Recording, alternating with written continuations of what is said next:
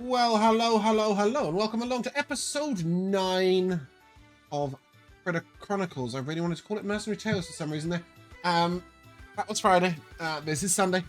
Today is called Queraq's Delve. But what happened last session? Who wants to inform us? Not I. We started in just having given the Rock golem thing the gift. the golem thing, the helm. Yes. Yeah. You went into the final room of the temple. Yeah, and then we fought the half lion, half bitch. Covered in bronze. And some covered in bronze. And she made some snakes. She made some stone snakes. Exactly. Come to life. And so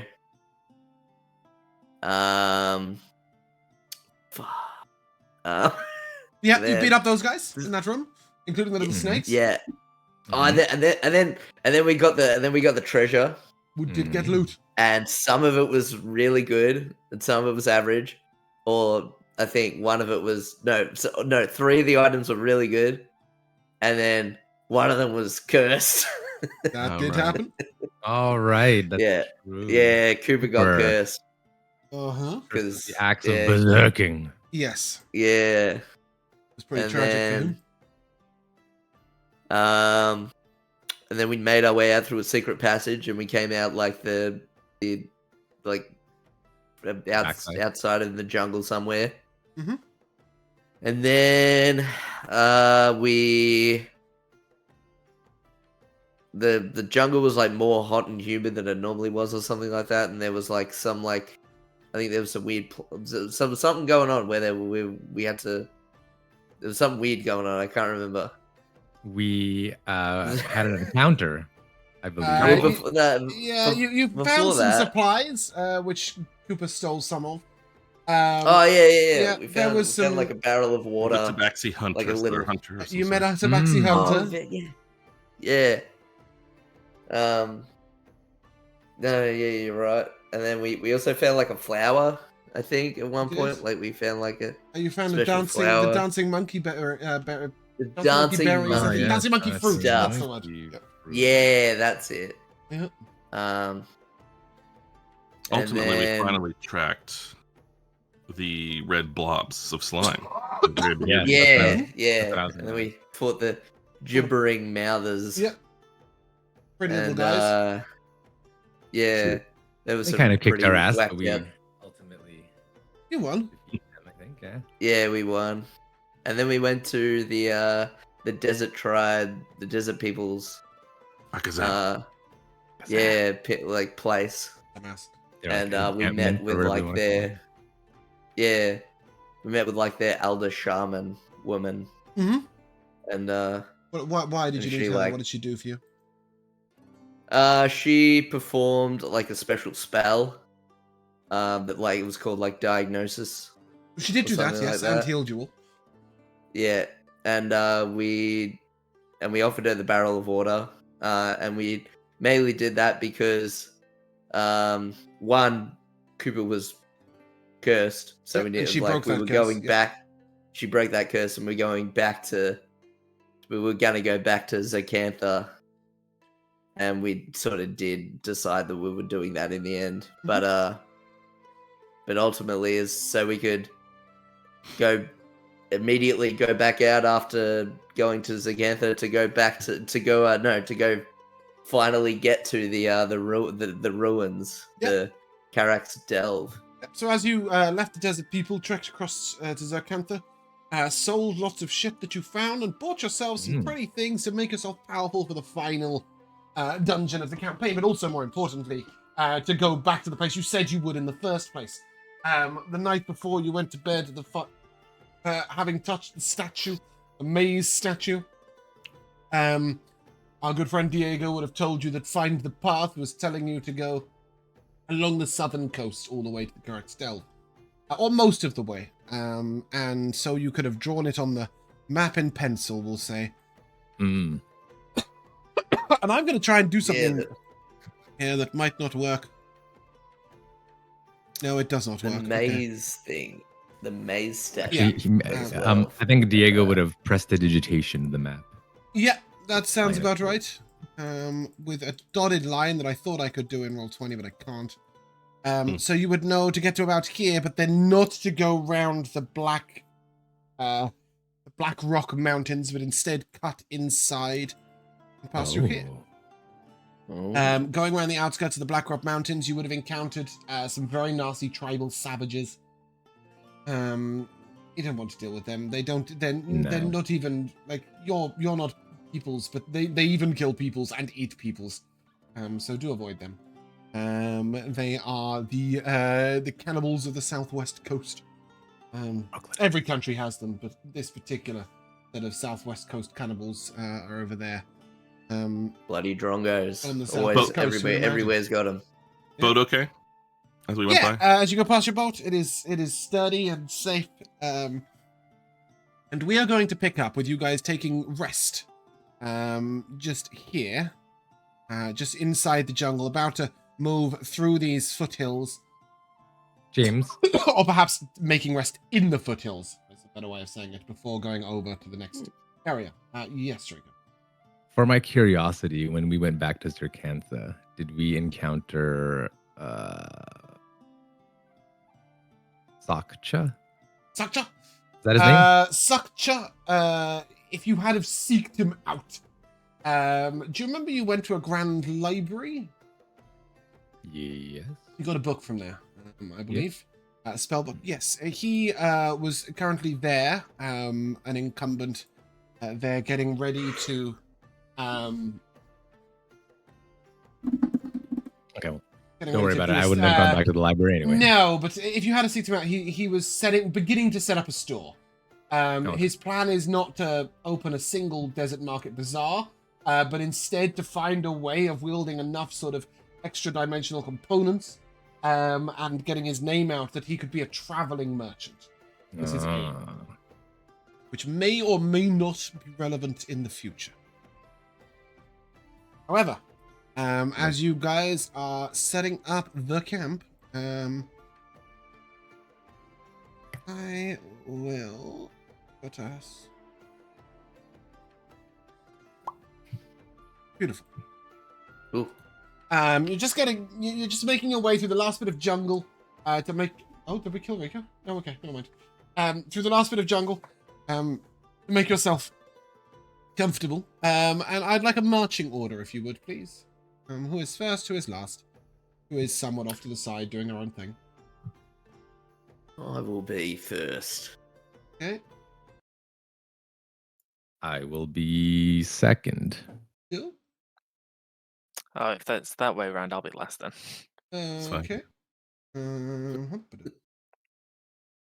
Where's my music gone? Anyone? Anyone? There should be Lost Ruins playing right now. Okay, so you said Boulder Breast first. Basically the exact opposite of everything I've got here. So everyone, you two pull up there. Okay, great. You're walking along the path when you get to about here. Leave Munch behind. My bad. No, it's because I was adjusting stuff. Okay. And wandering along very nicely, you then get to this bit of the path, and suddenly, out of nowhere, a huge vine reaches down and wraps itself around Boulder Breast and yoink! Pulls him upwards.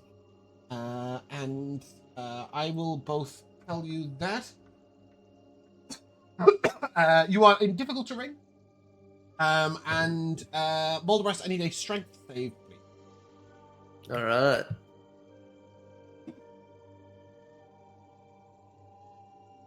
Nah, can't roll it.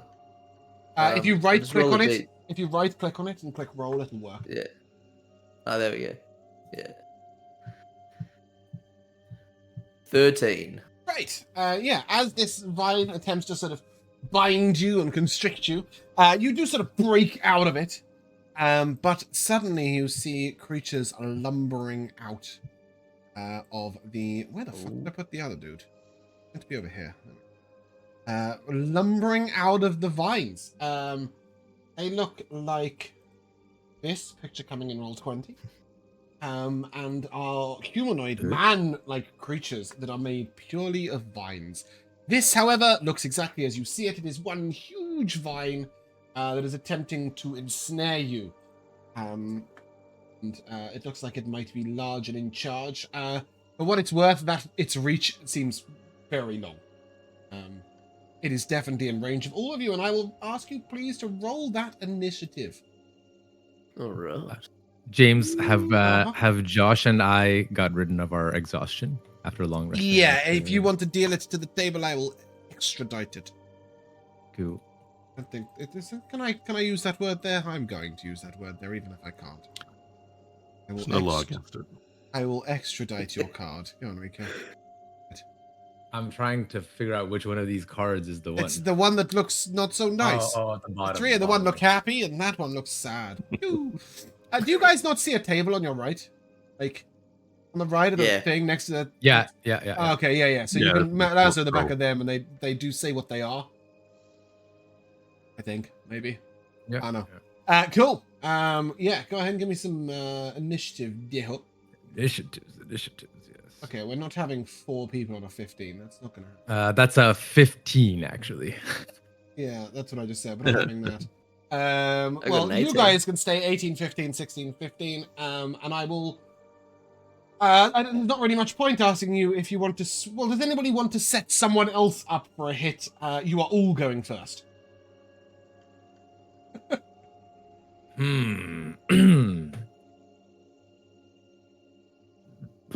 That was a long enough thought that I don't think it matters. Let's go. Boulder breast. As you are grabbed by this vine, you are not restrained. You refuse to be picked up. You refuse to be grappled. What the heck are you doing? So if I move, is that an attack of opportunity from the you would have vine? to move a long way. You would estimate its reach to be somewhat between 30 and 50 feet. Wow. Okay, somewhat cool. Between there and there. Alright, so 5. I'm gonna run 10. I'm gonna go 15. I'm gonna go here. Uh-huh. And I'm going to Uh-huh. You're moving to the root of the problem. Yeah, and it's difficult terrain, right? So I can only move 15 feet It is anyway. indeed difficult terrain. As these there's little tiny vines, if you imagine, trying to grasp at your feet all the time. Yeah. And then I'm just going to with my mace, smack the giant root. Fuck! Or the giant vine. You strike along. Is this a mace of smiting? Is that the one? This is the mace of smiting. I got a 19 to hit. Yeah, 19 will hit. Beautiful. Just to let you guys know, you cannot surround this creature and get your +2 of flanking. It's just too big. You can do so to the other creatures. Alright. Well, that is 12 bludgeoning damage. Yeah, and as you sort of hit it with this sort of... it does seem to thunk in and do the full damage. But you realize that this creature is pretty hefty, and it's going to take quite a few blows before it goes down. Anything else from me, Boldburst? Nah, that'll be it for now. Okay, I should also say Munch. If you want to give me a nature or perception check, your choice. All right. Perception's certainly better. Total of 20. These thick, moist sort of layers on the vine and its almost armored carapace would lead you to be inclined to believe that it may be resistant to fire damage. Sure. And it's also clearly weathered some hard weather out here. I would stick away from fire and cold if I was you. All right. If I attack it, who knows? Yeah, of course. But should you hit that big ting... What is making the terrain difficult if I jump? Would it make any difference? Yes, 100%. So these little tiny vines have come out the ground and are just trying to snare you and root you in. It looks like all of this, even the 2 creatures, is one big plant, basically. Okay. And as you look up to the left, you see a huge skull, of what could even be a dragon's maw or something, that has clearly been ensnared in this until it has died of starvation. But yeah, So, you I can don't take know a if wild leap. Can get all the way to the other side-ish of this guy. Doesn't your stick say that your long jump distance is like 4 billion light I years? can't remember. I was like trying not to waste too much time. I can't remember if it's only when I do the. No, Step it's of the triple Wind, if you've got Step of the Wind or double if you Okay. don't. Well, then it's then I've got at least my whole movement speed in Yep. jumping. So Woo! cool. Yeah. So maybe even flitting through branches and things if it's all one big, plant Cool. situation. It's trying to snare you and you're just sort of bouncing from branch to branch before it can get a hold of you, and then you land staff in hand. Yes. And not sure if this is the same deal or not, but we'll smack it with some lightning. Right. Yeah, it's all one creature. It's a 21 to hit Oh, 21 hits. for 6 lightning damage. Yeah, okay. For the purpose of all of our confusion, I'm going to give this an A. And I'm going to give this a B. Oh, I've only decided to allow you to see the B, but hell, now you know which one's not B. True. There we go. And I I don't know if Boulder will. Breast has the process of elimination. True. Well, they both got letters now. What are you doing with your bonus? I will flurry to steal some of that lightning from my stick and punch it twice with Great. some lightning punches. So that would be. Oh, why did that? That didn't roll, did it? No. Oh, it's doing the thing that must be happening to other people. Yeah, again, right-click roll, and it should work. Yeah, gotcha. Oh, maybe it won't. Maybe it'll just abandon the hope. 20 total, once Yep. again, for... 20 hits. Oh, get out of my way. Music always gets Scroll old to very different quickly. place. Roll. Okay, so that's going to be 4 lightning. Mm-hmm. And a final smack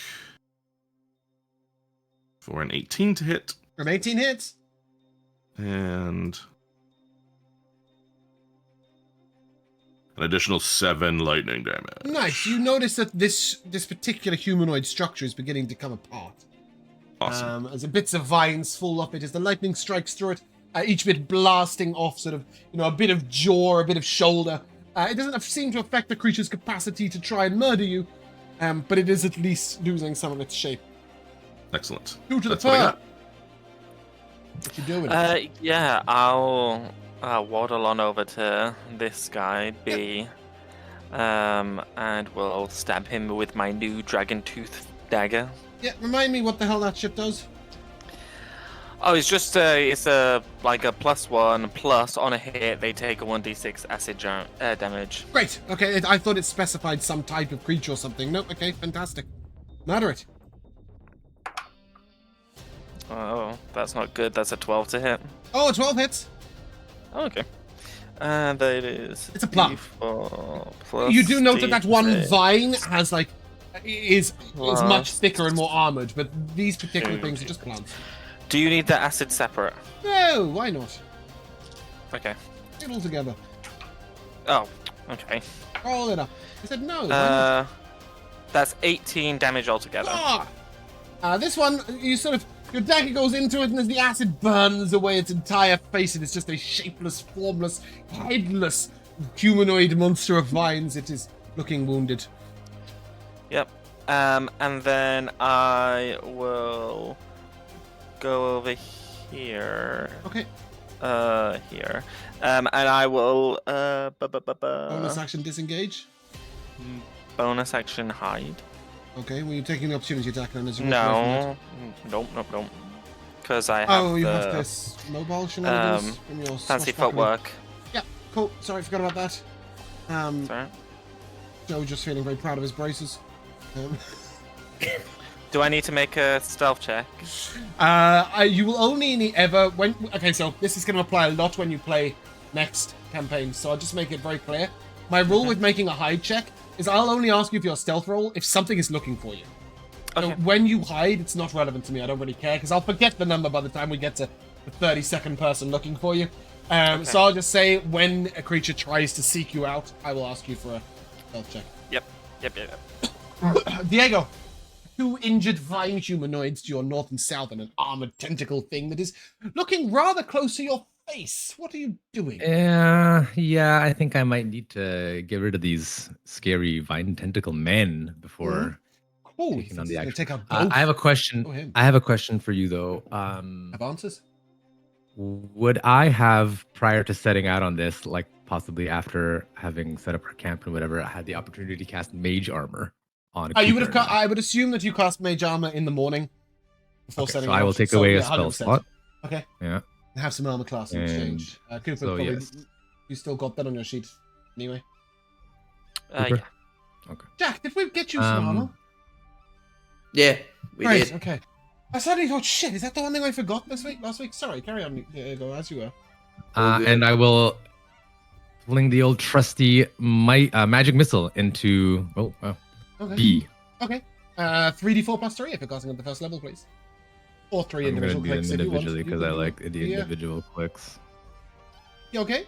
Pew! Pew! Pew, And pew, pew. so the first one goes into the space where its neck was and just sort of hits down and sunders through. The second one breaks into its chest. And the third one sort of goes in where its navel would be and sort of comes back out the top as this entire creature is just deconstructed in front of you by missiles magicality. It is dead. Very nice. Exists And then no I longer. will Dang. do a little bit of movement here. A reminder that its reach is probably between 30 and 50 feet. Yeah, but Yeah. I just want to get a little further away Yeah, from A in case it decides yes, to it's go also look this wild. particular tentacle is very close to your face. Yeah. Does that conclude your turn, Diego? Could I have moved any more? No, I don't think so. Yeah. No, probably not on the difficult terrain. Munch. Guy wants a cuddle. Okay. Oh. Oh, go, dice. The 14 to hit. No, sir. And, No siree, Bob. oh no. Oh no. That one goes right past the attempt to shield it with magical bracers. Oh lord. Might not be Don't good. kill him. It's like a 20? Hey. 20 bludgeoning damage. Okay. You still up? Yeah. Oh my Yeah. god. You are grappled. Until this grapple ends, you are restrained, but it cannot cuddle anyone else. That's the little Okay. dude, by the way, not the big dude. I really enjoy the 8 that I'm seeing on screen. That was what I know. Plus the 12, yeah, crazy, the crunchy crits. crazy. I like crunchy crits. They make it fun Yeah, for yeah. everyone. Boulder Breast. It got annoyed that it couldn't pick you up last time. It's going to try and do it again. It's an 11 to hit. No. No. Okay. No way. near. And then it's going to command its little vines. Boulder Breast, Diego, and Cooper, I need a strength saving throw, please. Uh-oh. Music's so quiet. Sounds sick, but it's back music. Oh. Boulder Breast doesn't believe in being restrained. Shit. No. No. Cooper? Can I throw a D4 Hell yeah. inspiration die at that? Yeah, why? What are you doing to make it look so... to make yourself better against this than you might otherwise have been? Being very fox-like and trying to use my quickness to jump. Okay. Unfortunately, it tells you that the one who falls and gets up is stronger than the one who never tried. So do not fear failure, but rather fear not trying. Perhaps you should have fallen. What did you get on your D4? Oh yeah. Oh, that'll Nice do it. four.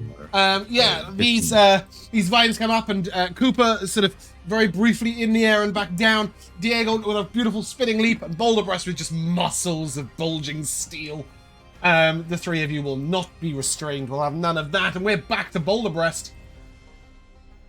Yeah. I'm worried about Munch. So. I The think first DM thing is I'm gonna worried about do- Munch right now. Yeah. So I'm gonna go up and smack the guy. I can only. You move will have 3 your +2 of spaces. flanking there. I will. Beautiful. Sorry, I don't know how I'm still sick 2 weeks later. Actions. Break it. Let's see.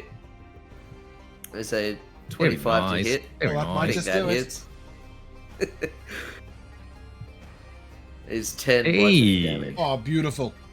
Seeing that this creature is embracing Munch, you're very careful to sort of shout it down from the side.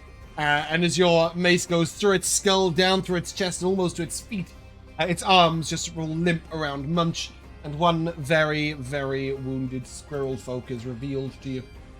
The bonus action. No, I can't. I can't like football throw. Oh, I think American football in throw. this particular instance, I think if Munch is willing to expend a reaction to reach out, I don't mind if you want to feed him.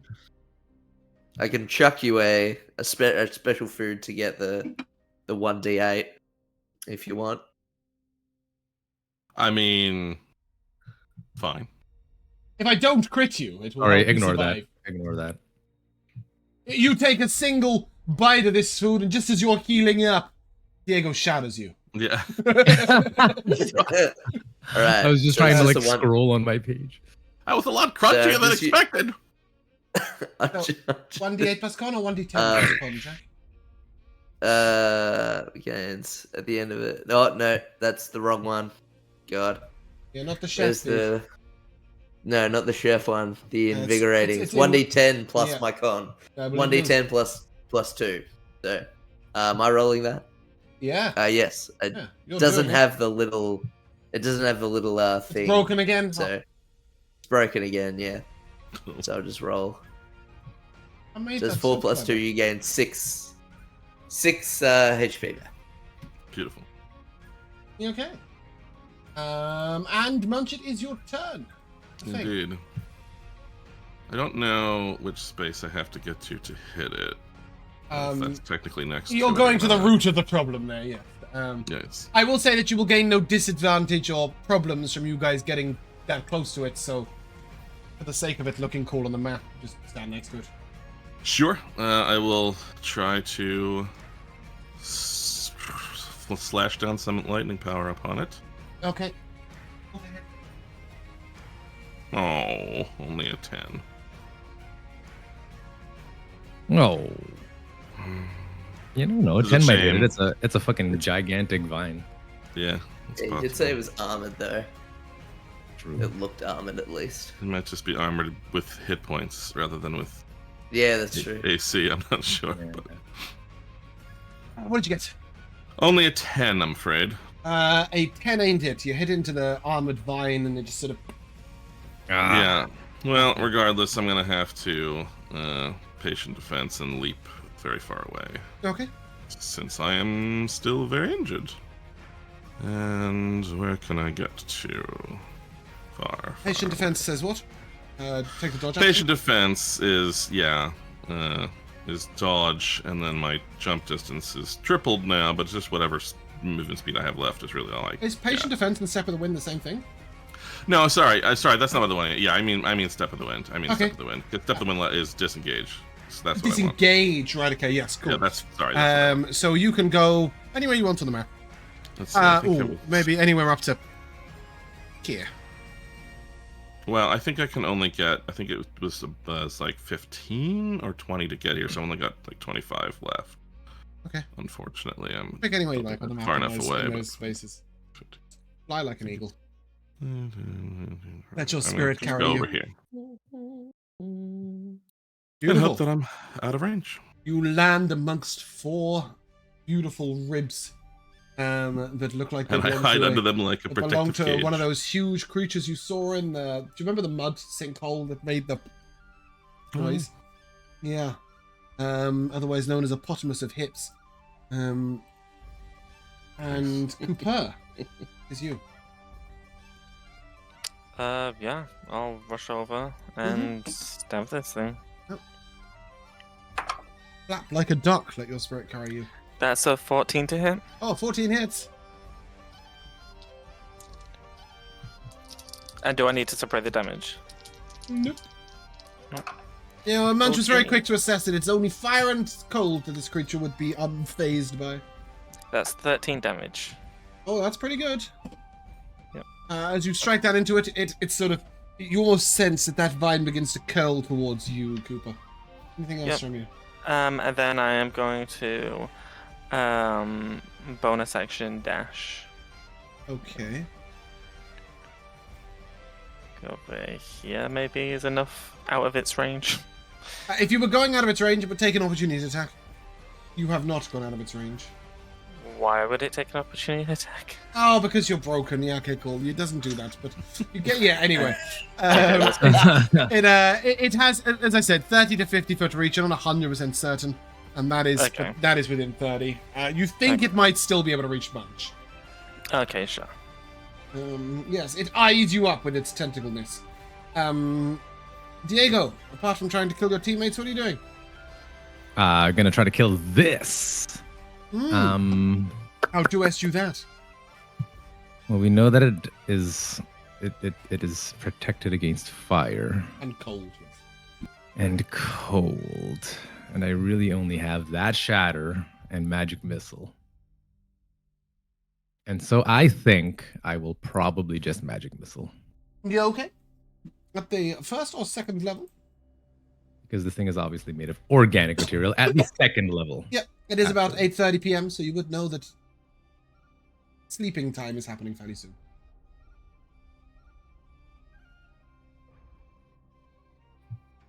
Ooh. Oh. Good start. Not a Hey. great follow-up. Great finish. Choo. Hey, look at that. Yeah, there's these sort of little motes of light. Is that how they appear, motes of light to you, or are they some other cool thing? Just like, yeah, Visages. glowing sort of orbs of energy, maybe. Yeah, okay. Yeah, as they strike into this creature, at first they sort of almost look like they've done nothing. And as the third one hits, you see the entire vine sort of shudder in pain. The second creature turn. I will move a little further away. Not that Yeah, okay. I'm trying to get out of its reach, but you know. Mhm. Try to sort of, yeah, right there. Cooper, that's a 16 to hit you. Yeah. Really hoping you had a way of deflecting that. That is 11 bludgeoning damage. Yep. And you are grappled. Yep. And while this grapple is present, you are restrained. You Yep. do know that it could not wrap itself around someone else at the same time. And just, shall we see if we can put it back like that? Oh, well, that's Boulder Breast. Let's wrap it around you. There we go. Beautiful. Just to show how targeted you have been. Boulder Breast is your turn. Alright. As you look I'm to gonna move as you look to your right, here. you do see that as this vine constricts into Cooper, thorns are pressing into his skin, and they do look like they are dripping with poison. Oh god. I'm gonna try and break him out. Is that possible? Okay. It would take your action. Yeah, that's fine. Athletics check, please. Yep. And what are you trying to do? Are you trying to like sort of hit down at it? Are you trying to reach in, wedge a space outwards for him to get out of? What is this? Yank form does this at take? Cooper's I leg. think no, I'd like a Leaving bits of ripping Cooper it up. behind. We're not skinning Cooper for dinner. No, I think yeah, I think like with one hand with my mace and then the other hand on one part, the other part I sort of just like just pry, like Okay. you know, Yeah, you're using trying sort to of- stretch the vice out. Give me an Yeah. athletics check. yeah, that's 21. Holy shit, okay. Ooh. I was about to say the DC's pretty high, and then you went one over it. And as Cooper falls down on the ground, just to let you know what you've just saved Cooper from, Death. that would have been 27 poison damage, which is Certain death. death. Yeah, the start of his turn. So you have saved Cooper from actual death. I thought that was the right decision. That's nice. That is When I put this creature in, I was like, there's a slim chance someone dies. yeah. It is an And assassin. then I am going to action surge Oh, I love it. and smack it. Go ahead for and what it take did to my- take some inspiration for saving Cooper. This is looking great. For a D6 at you. Bash it, Boulder Breast, with all your Got an smite. 18 Yeah, that hits. 18 to hit, Thunder into the creature. and I did 12 bludgeoning. Oh, yes, you damage. did, and now you see the creature's Beauty. wounded. Its bits of it are hanging off. It's looking battered and bruised. It's just spat out the leg of a halfling. Well, what's does that conclude your turn? You still got a bonus action, does. right? Gonna use it? Yeah. Oh yeah. I might as well. shove a munchie Yep. in. Munchie. Shove a little granola bar in I Coop's love that mouth. you sort of invite him out, and as he pops out from the gap, you just sort of like, eat this. You'll be okay, little And that duck. is Oh, 9. big rolls. Thank I you. love it. No worries. Boulder Breast, savior of the critters. We're not done yet. Let's Munch. keep going. It's murdering time. What do you got for me? Yeah, I can't blast it from range and get away without an opportunity attack anyway, so I may as well go right up to it and smack it more. Yeah. Shoop. Or wherever I need to be. That was really cool. Your token actually curved mid-air there. Nice. And went down there, which is probably So did Munch. very Munch-like, exactly. Ugh. 10 again. No, Great. 10's not quite it. It's so No. close, but not quite there. Well, let me use the last key point to try to punch it twice. Yeah! Alright. For some reason this won't roll. Ugh. 12. 12's what you need. Better than 10. Good job. Wow. Okay, yeah. There we go. 5 lightning. Nice. And a final thwack. Oh, well, all right, we can't surround. There's no flanking bonus on this one. Okay, so that's 24. Oh, 24 Yeah. hits. So close to a crit. But it will be... No, did I roll right? Yes, it did. Okay, 5 more lightning damage. Nice. And you see this creature's really beginning to get worn down. Does that conclude your turn, Munch? Yes, no reason to go anywhere. Hooper, finish it. I think Okay. I've given you an impossible task, but give it a go. That is a 22 to hit. 22 hits.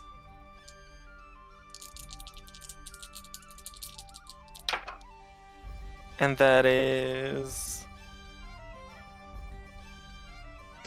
16 damage altogether. That's not enough. The creature is severely wounded, but not dead. Shit. Anything else? It's It's got a red dot on it, but I have no idea where. It's up near the bones. no, that's me. Tells you just how big that creature is. Yeah, cool. Diego, as you notice, this creature is on its last legs, but so are your friends. What are you going to do? Well, Boulderbrass is looking fine. He's just really annoyed. Well, with having to normally- feed people mid-combat. Normally, I would just the player Rico would throw a fucking stupid cantrip into this thing because I'm running very low on spell slots. But given the dire situation, I think I'm gonna have to use another to magic missile once again. Yeah. Level 1. Poo poo poo. Oh, it's a good start. It's a good follow-up. Let's Need fucking 3 on the go. last one, and Oh, you get nice. 5. Please describe this creature's grisly demise. Yeah, so Diego is basically like focused on his 3 friends, and he will fire 1 magic missile bolt in the like where each of them are in correlation to the vine.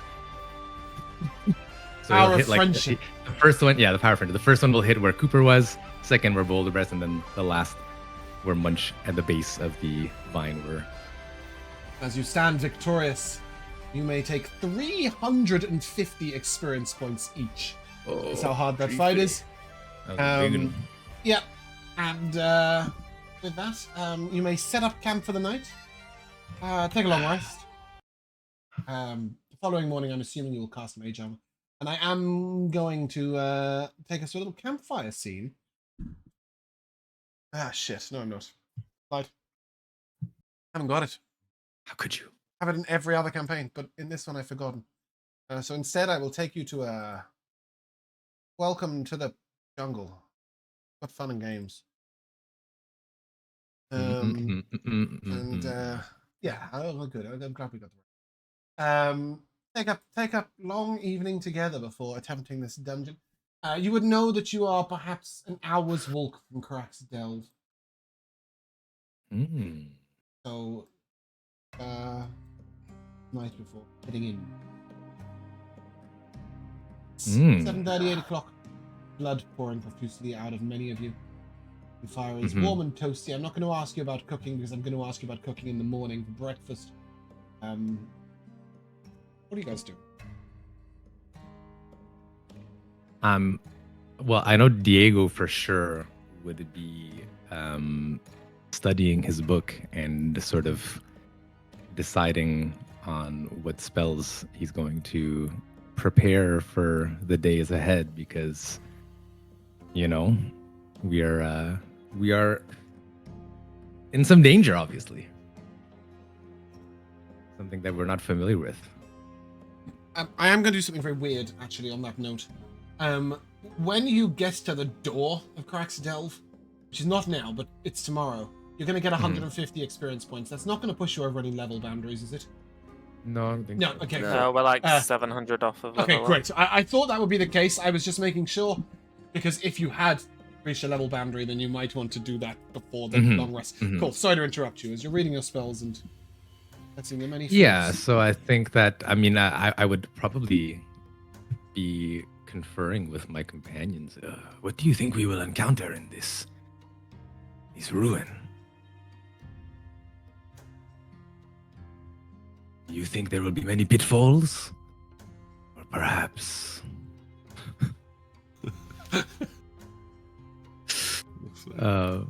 Big rolling stones, maybe. That's true. But no, on a bit of a more serious note. Maybe we should think about if it's the same same sort of design of the Snake People dungeon, because they had all sorts of weird puzzles and traps and. You think they also built these Queraq's Delve? I don't know. I've got no idea, but it's just the only thing we've got to go off of. You do know that the original inhabitants of the islands were definitely Yuan-Ti and Ghostwise halflings. So you would assume that one of those groups of people created. Yeah, it could have been the little folk from the tents or the little huts. But then thinking about it, those little huts are sort of not like giant temple. They were fairly primitive. Yeah, it doesn't sort of equate. I'm still trying to get over the fact that I thought we had to be scared of what was in the forest rather than what was in the jungle rather than the jungle. Like what was going on yesterday? Bloody hell. I don't know if it's that surprising. I mean, if the world tree was in danger, it would protect itself.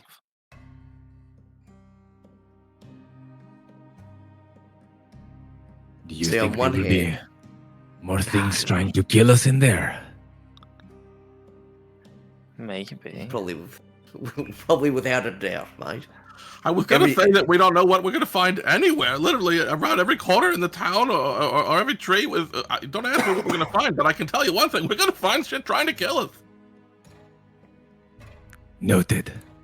And Yeah, you I bloody will hit the take- nail on the I will- head there, mate. I, as I was about to like strike off a magic missile, I'll be like, never mind. Did you make a decision on pitfalls? Yeah, I think I will take a Featherfall probably. I think that's a good idea for a dungeon I think delve, that's so to a speak. wonderful idea. I do not have Slowfall yet for the record. So. Nope. There is literally there was a moment of me thinking, if Rico unprepares Featherfall, we're in some real shit if that goes wrong. So I'm quite glad that you kept it. Yeah, I'm also contemplating Levitate. Although I don't know That's how just useful cool. that'll be. Yeah. It could be useful, but yeah, Featherfall seems like a good one to It is a pair. delve. Maybe deep. We're going down, right?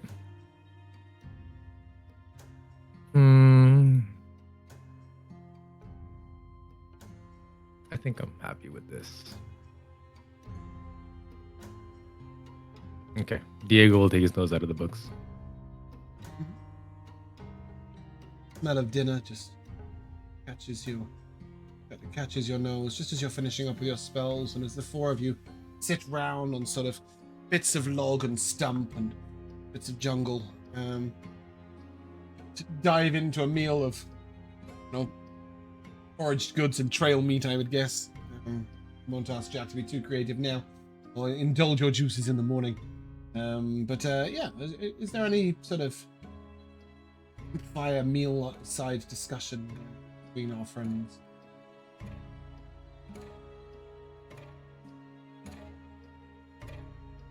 I do want to say. I mean, like No, the I only do thing wanna Diego say- would say, but go ahead, Bulbous.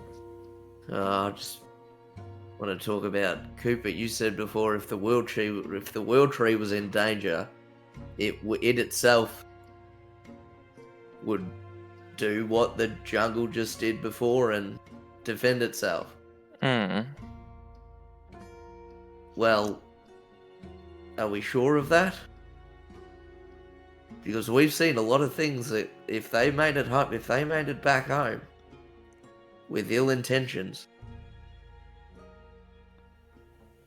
I have a relation check from all four of you. Okay. Religion? Religion. I got a 13. Everything just crashed. 9. 11. With the exception of Boulderbreast, who's asking the question, which is amusing, the rest of you would have the belief that the Wild Tree already has responded to danger by defending itself. It has encouraged young adventurers like yourselves to go out and find the danger and report back, and all be ready. It has empowered many of you with magic beyond what perhaps you realized you had. As you've gone out into the wide world, you've realized that the magic's imbued in you from your very birth, from your very natural creaturality, if you will, has been what's kept you alive all this time. Wild Tree is always defending itself, not by lashing out like a vine, but by raising its people up.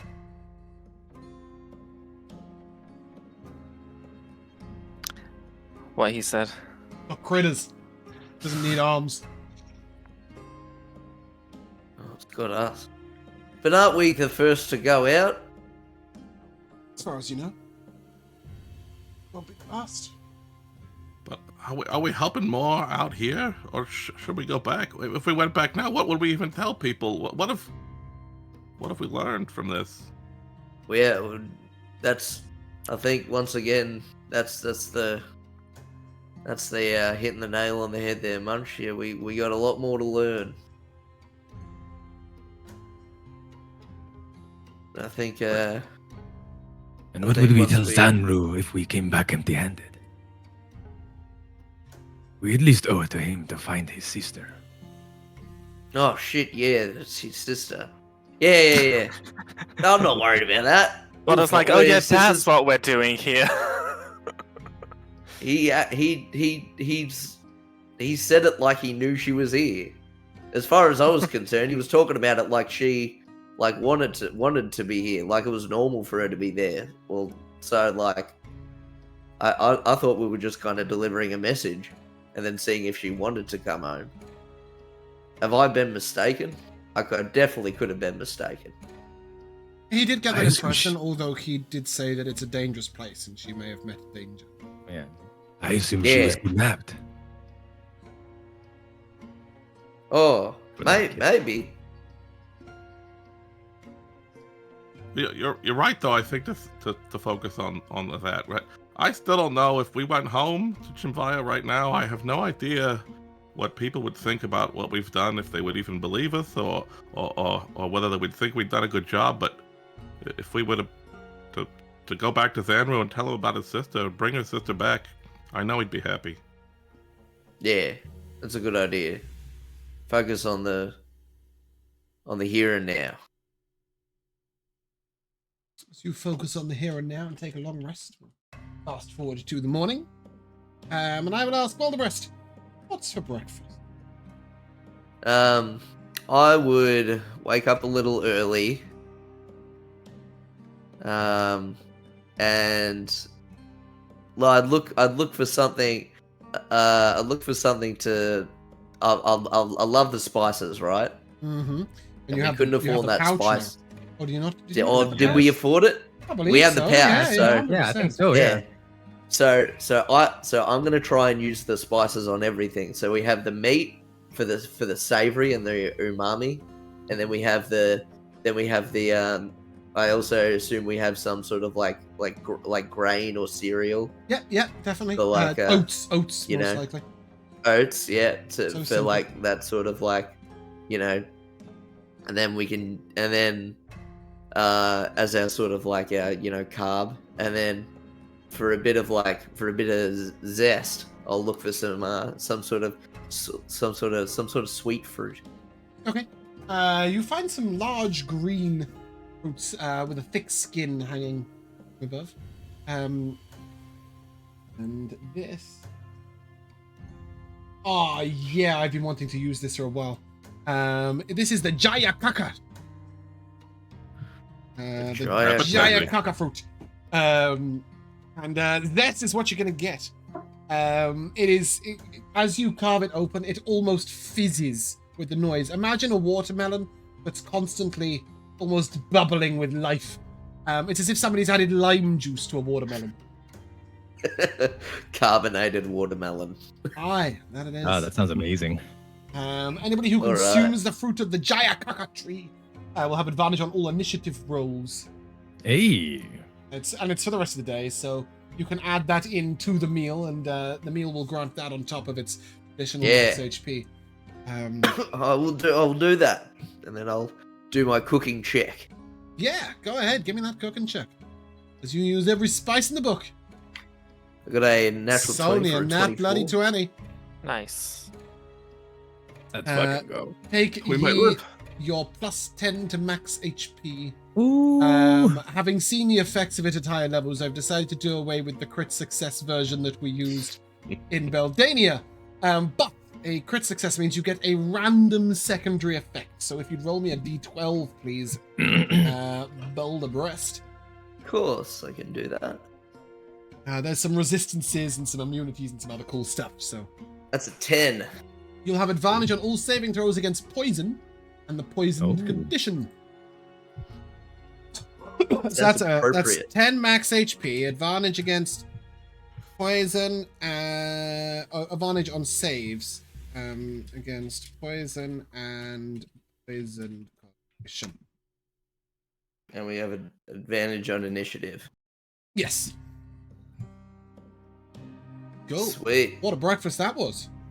Astounding, in fact. I feel invigorated. Holy shit! That's the best thing I've ever cooked. As you invigorate your way to here, that map is all dark for you, right? Yep. Yep. Or I fuck up.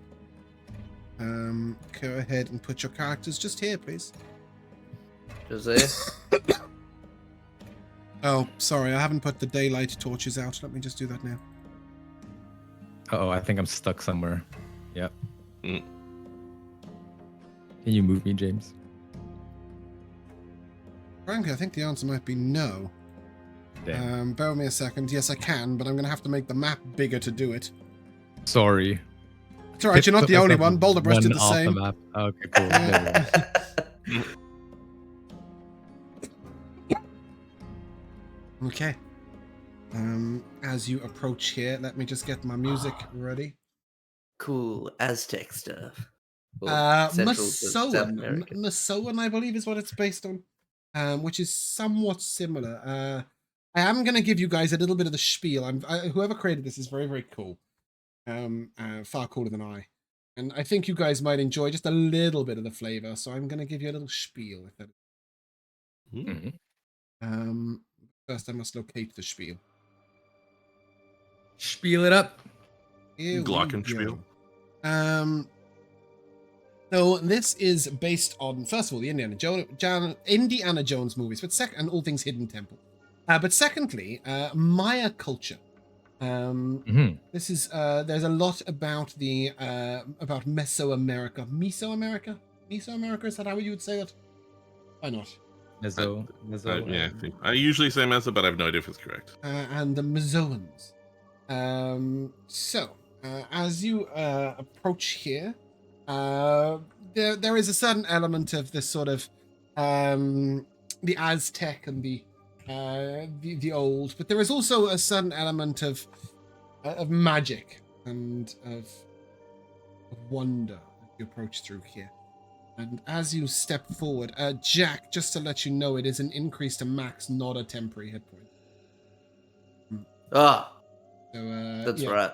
it's in the Let me max fix HP that. modifier when you click on it on the bottom left. But at least we know the temp HP version of our tokens is working beautifully. And as you make your way through this thick jungle brush, the sounds of exotic birds and clicking insects and howling monkeys surround you. You push aside hanging vines, revealing a sunlit clearing, though your vision is blurred by tropical haze. Soft breeze blows down from the jungle mountains, revealing the silhouette of this man-made structure. As you approach, the ruins of a temple into view. A small structure nestled in the side of the mountain cliff, and is surrounded by thick foliage and trees on all sides. A single archway in the center appears to be the only passage. The facade of the building is decorated with ornate carvings and glyphs, depicting Yuan-ti, primates, and snakes. Above the entrance, there is a relief carving of a large human-like... When I say human-like, it's still Yuan-ti, but like humanoid, if you will, head, wearing a feather headdress. Resting on top of this sculpture, carved from the same rock as the temple, is the 5-foot-wide head of a viper.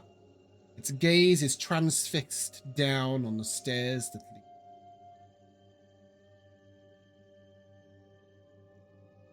TLDR, there's loads of carvings on this wall. Can I confirm that do any of you have dark vision? Yes. Yes. Let me look through your eyes. Okay. You guys really cannot see a whole lot of much, can you? No. Okay. Does anybody wish to be, as you entering in, lighting a torch or using a light of any sort? Oh. I mean, I don't have a torch on me, but I think we have torches. Diego will hold the torch since he has basically a free hand. Okay. Diego, I will make you a veritable beacon of light. A torch, I believe, is 20 foot of bright light and 10 foot of dim. Is that right? Or 20 foot of dim? Anyone know? Is it that much? I think it's. Can't remember. 20 light and 20 dim, actually. You're right. Yeah, fantastic. So yeah, you can see all these various carvings along the and you do note that some of these, especially Diego, you will notice that these hieroglyphic runes do seem like a language of sorts that you may be able to understand should you read them carefully enough. I think I will do so if I notice that there are indeed markings that resemble writing of sorts. You may give me a history check, and this is with advantage because you spent some time looking at the walls of the halfling paintings where similar glyphs were marked, and the Yuan-ti temple. And it's at this point that you suddenly connect that the halflings, the Ghostwise halflings and the Yuan-ti obviously had some level of communication, existed at the same time. They're using the same language. It's different, but very similar to the Yuan-ti ruins. Do you remember the cave way back when? Yeah.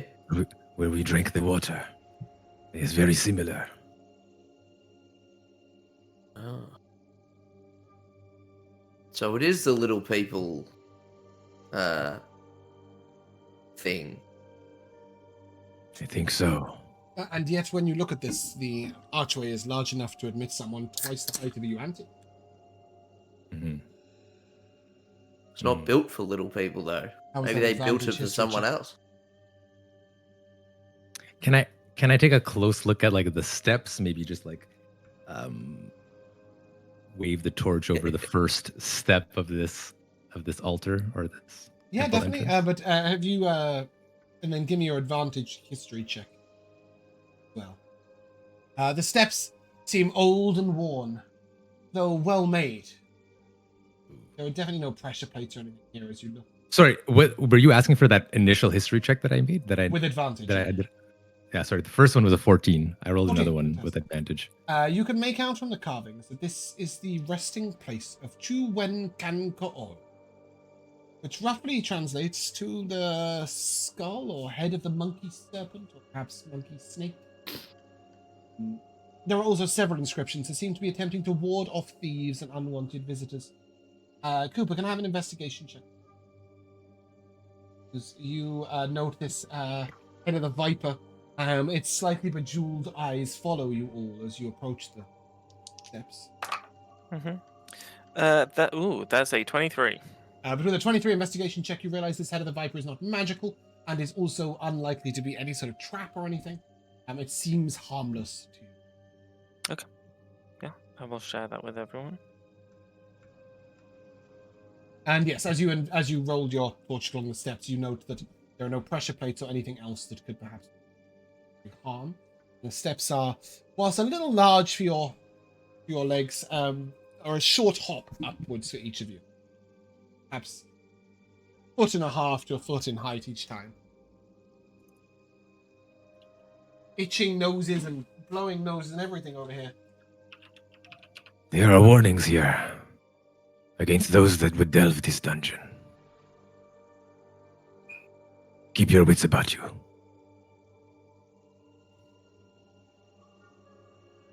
Yeah. Well, I mean, said it was dangerous. Why don't you go first, Balda? I mean, is there any sign of activity at all, like more recent? You know what I mean? Like we think that someone lives here, quote unquote. Yes, someone's here, potentially. You know that people have made their existence nearby, but there doesn't seem to be any signs of life actually on or into the tomb.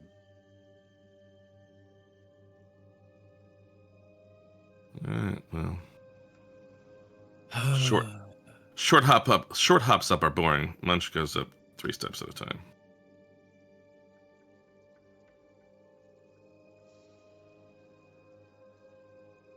As you step on up into this dungeon, or into this tomb, you're able to enter the opening chamber. And in front of you, this sort of ancient ruin opens before you. Crumbling rubble and moss-covered rocks crowd the corners, giving more of a sign that there isn't anybody currently incumbent here. From the left and right... Oh, my pointer is not working. From the left and right are 2 identical statues of a monkey holding its hands. Before you is a large shrine decorated with more pictographic glyphs. In the middle of this shrine is a human-sized statue of a serpent-headed creature with 6 primate arms and 2 primate tails. 2 of the arms are raised to the sky, while the other 4 extend forward, holding a small, empty stone bowl. In front of the shrine are assorted spices, ears of maize, bags of cacao, dried flowers. And at this point you realize that people have been here at some point, at least just to this entrance, and left tribute.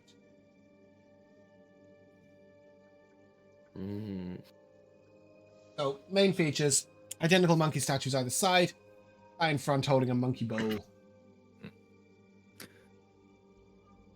But does it definitely seem... Oh, sorry, go ahead. Oh, just gonna say, this offering of tribute thing is like giving something to a thing that doesn't need it is just weird. Like, I don't understand it.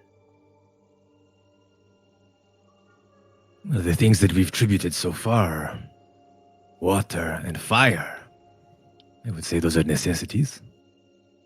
And the gold, the little gold thing, you know. And a dread Seems in this mask. world. Oh, and a dread mask. And the, Yeah, but the dread Highly mask we didn't put in the necessary. bowl. No, We that's didn't true. put that one in the bowl. Yeah. and now we got like food and stuff.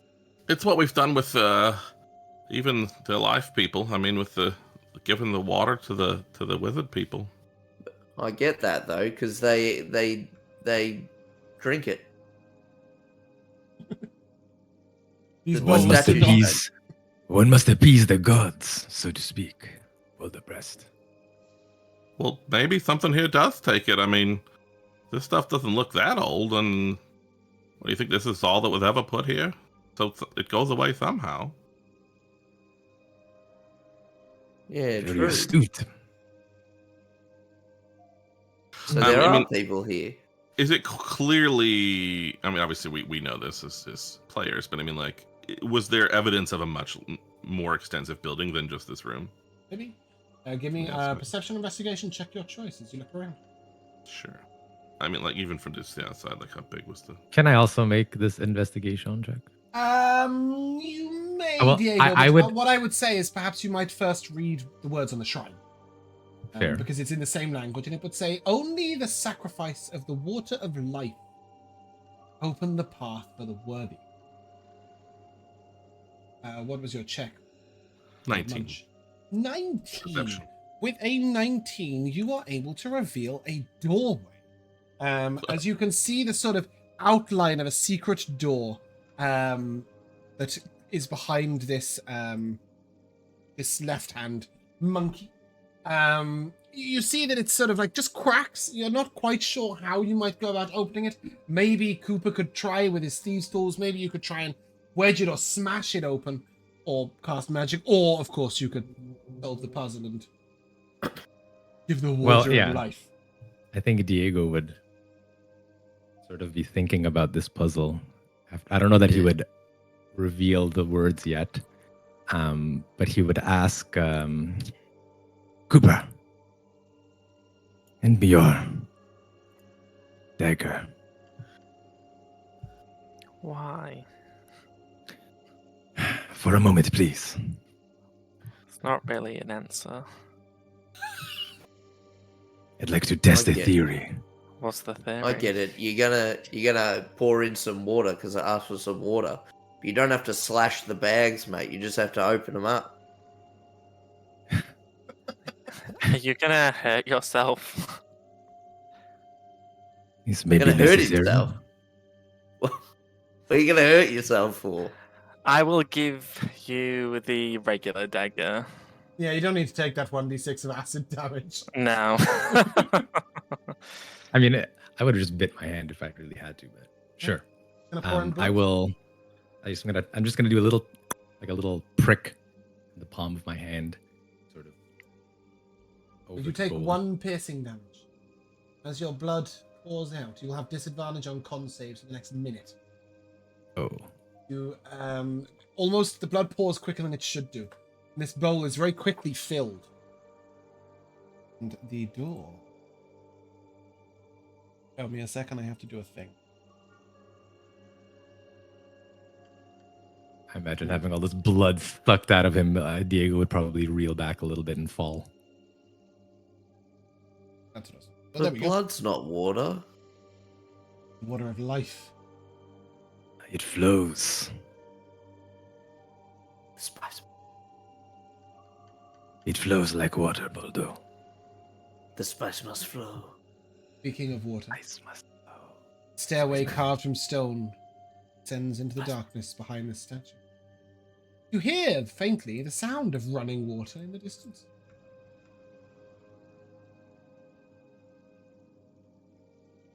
Music. Careful, Cooper. Don't go too far ahead. What about if you get into some danger? Don't lag behind then. Listen, mate, it's kind of hard for me to keep up at times. I don't know if you've caught on to that. Well, it's hard for me to slow down. You can go ahead and be your way into the corridor. Should you fit? I believe you should all fit. You get through there, Cooper? Yes. I'll stop you there. Perhaps if Diego could be up near the front. If any combat ensues, I will let you put your characters as they would have been. If any traps ensue, I will let you guys choose. How have you...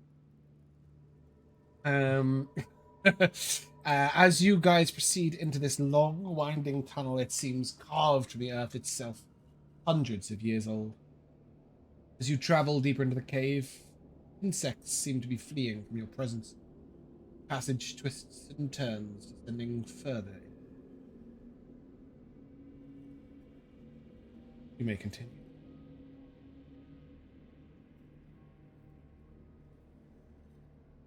Just like looking down at Cooper. Mm-hmm. Are you going to go? Yeah. Jeez. As you get to about here, Boulderbreast, you're a burrowing creature. You will note that this tunnel does not seem very stable. Best move onwards as quickly as possible. The ground above is held in place only by old, rotten wood beams. Wooden. That's what that should say. Why does it just say wood? Yeah. Wood beams is also. Cooper, as you go around that wooded, corner. it's not right. No, wooded is not a thing. Exactly. No, sorry, not Diego. wooded. I'm just Yeah, going to put you definitely there. Oh my god, there's the forest in this tunnel. Wooded. I'm just going to stop you there for a second. At this point, you come to a fork in the. To the left, there appears to be a small cave. To the right, there are steps leading further down towards the sound of running water. I mean, I'm gonna pop my head into this little cave, obviously. As you pop into the cave, the small cave has been formed naturally from the rock. Stalagmites and stalactites line the floor and ceiling, water dripping slowly from above. As you look around, you see 4 alcoves at the cardinal points of the room. You see the one on the west slightly below you. Each one has a single diamond on what looks like a sort of rag now, but was once probably a strip of velvet. 4 diamonds in total. Hmm. And they're just sitting like elevated on like a. They were on what appears to be like some sort of like velvet cloth, but now it's just But a rag. on the floor though, or on like. No, they're in a little alcove. Each one is in a little. Oh, okay, circular okay. alcove. I see. I wonder what these are doing here. I will pick one up. Okay. Here, The a one faint closest. sort of almost like a breath being exhaled. Just that. Very lightly. And then you're not even sure if that actually happened or if you imagined it. You said, I'll put it back.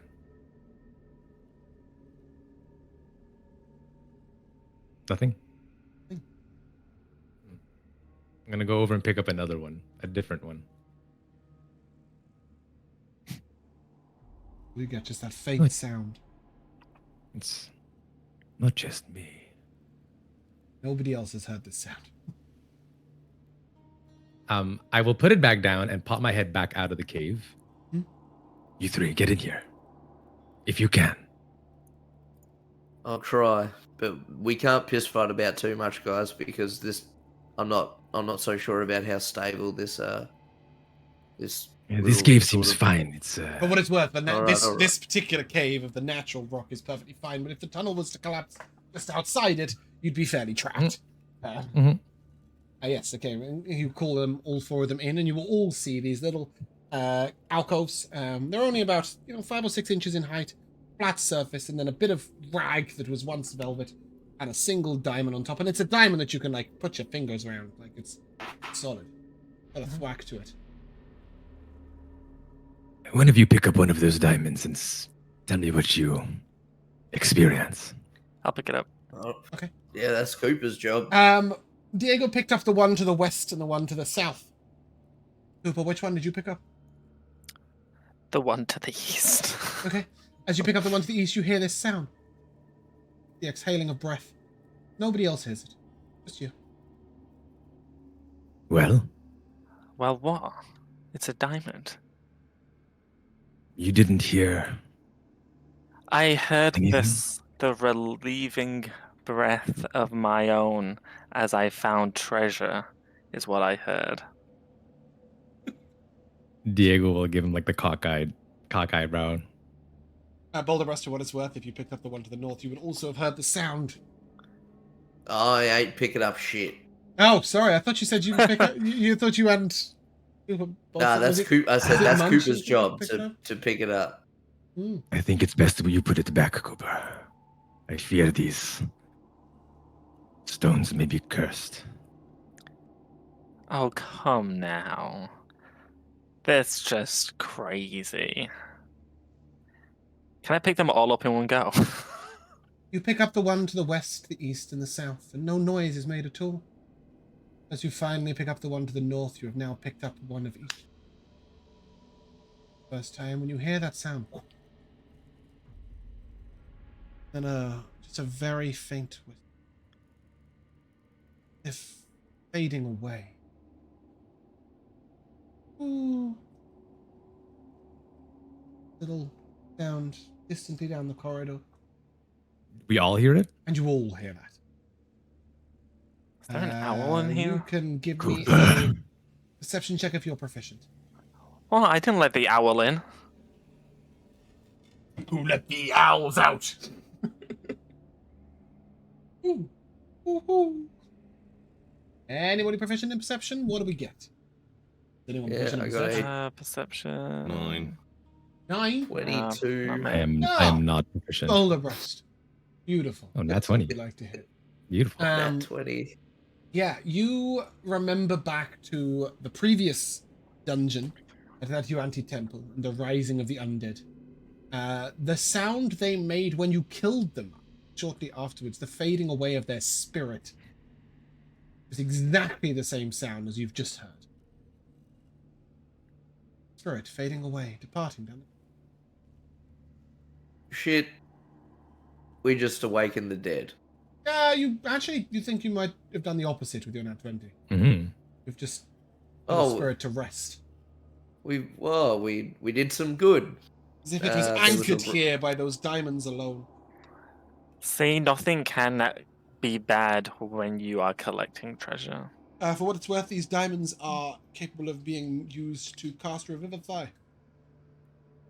I don't think anyone somewhat And if you were remember. anywhere near being able to cast Yeah. that, and even if you were level 5, no one can get it.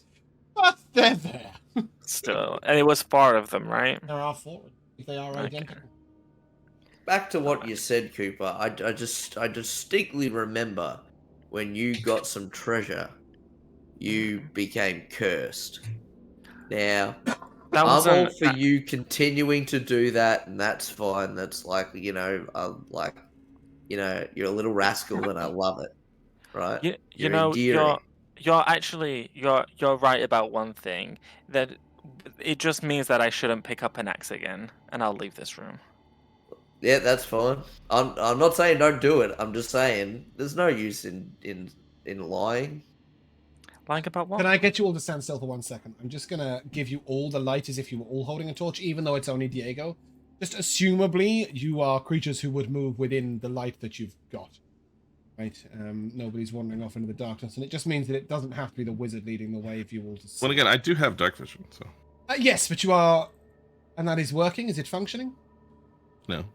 Oh. Well, maybe I can't tell. We're in What is it, small 60? spaces. We're just in small spaces, so it probably is working. No, it was not working. I hadn't given you any dark vision. I would only given that to Diego. Yeah, cool. I think we all- So now you can all see where you're going, I believe. Lovely.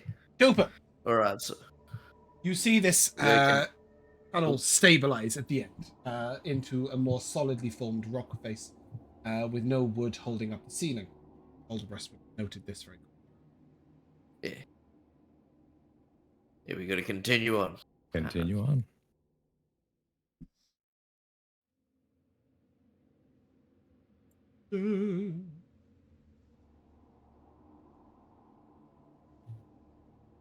Okay, Cooper.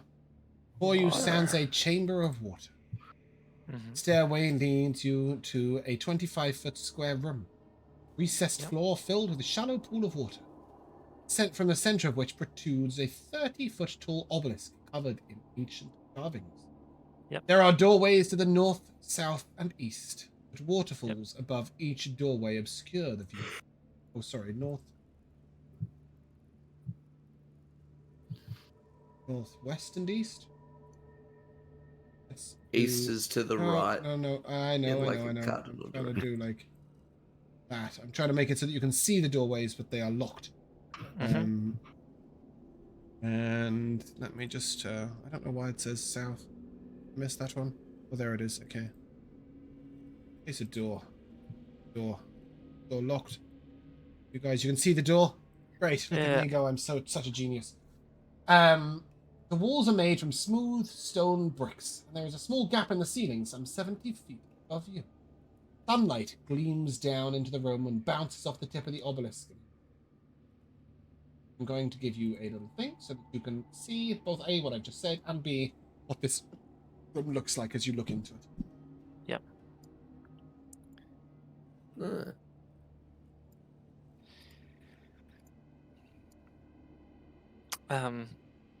Okay. I will go in the water to get Stop a there. closer look at the obelisk. Fantastic.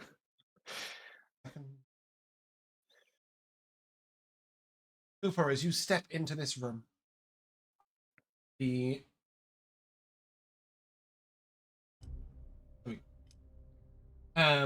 immediately the stone archway behind you slowly begins to descend. Boulderbreast, Diego, and Munch. Boulderbreast, I need no check. Diego and Munch, I will need an athletics or acrobatics check for you to dive into this room before you are shut off from. Alternatively, you can stay out here and wish him goodbye forever, which may be to your advantage. Sorry, did you say either one? Athletics or acrobatics, Yes. your choices. Okay, cool. Acrobatic. Okay, I guess. Boulderbreast, no check needed, just run. 15 from Diego, 18 from Much. Fantastic, that is enough. And as you three come in here, suddenly the door will close off behind you. Why is it really? Doors decided to go that way around. Use your brain. I'm so glad I gave it all to get stuck in here. Yeah. As you enter on into here, you notice that you are somewhat trapped in here. And Cooper, are you going up to the obelisk? Yeah. I'd love that for you. How much water's in here, by the way? Well, when you stepped in, about 10 or 15 feet of, about 2 or 3 inches of water was along the ground. And Okay. 10 or 15 feet up, the waterfalls cascade on downwards, seemingly sinking through the floor. But as our lovely friend Cooper stood just there, 2 elementals of water shit. appear. Love that. Trap you, aren't you? Love that for us. Yeah, and instead we shall turn off the tension music, because you are in trouble. Are we? Yes. Are we? Yeah, for those of you who DM, you know just how tough a water elemental can be. You are in trouble. Here, as these 2 water elementals rise out the ground, one has the body of a large spider monkey and the head of a snake. The other one has the head and arms of a howler monkey and a long serpent. Ooh. As you reach in here, Diego, your eyes are drawn up to the obelisk. And on the side of the obelisk in all 4 directions, it says, "Only with clear eyes can we see through rough waters." On each side of the obelisk is a symbol resembling an eye.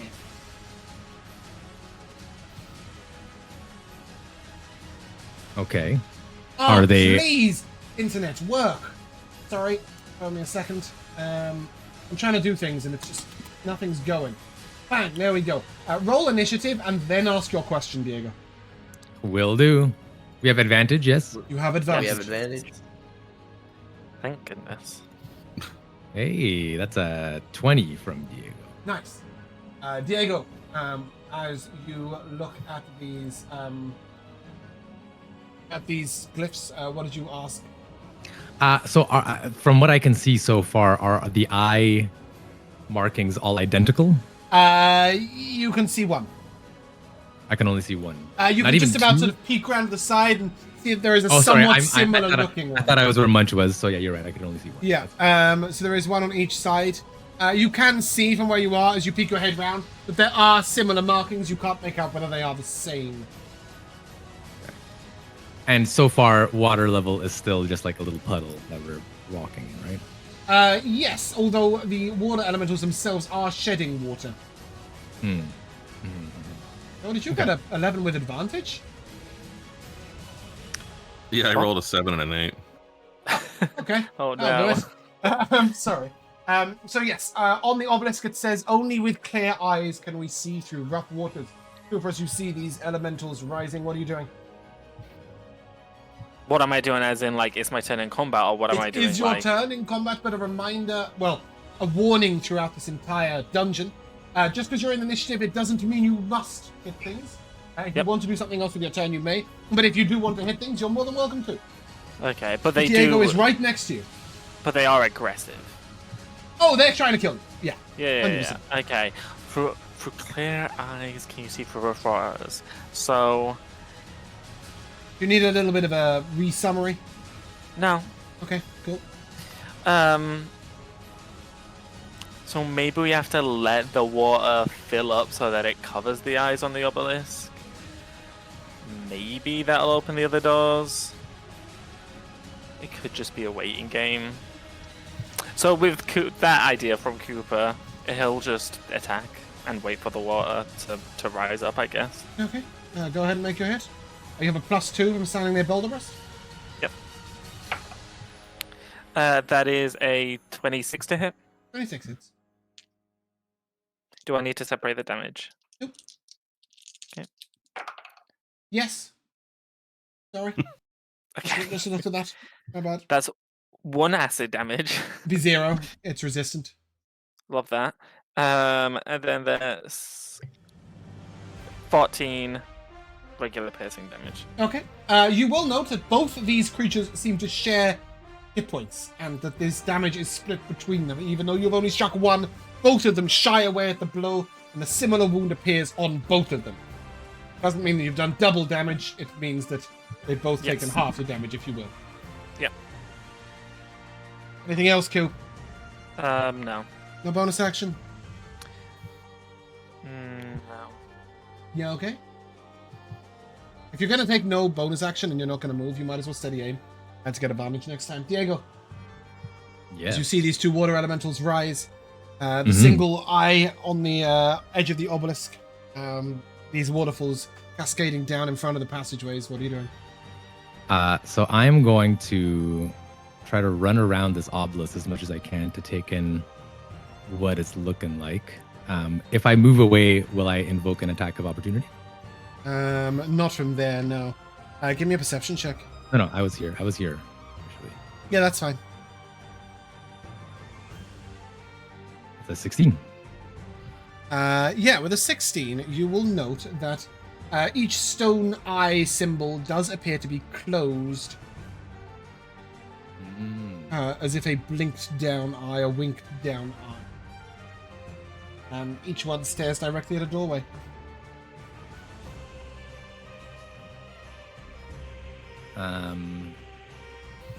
So with that knowledge, I think I will stand here and I will try to fire off a firebolt at the eye on the obelisk and see what happens.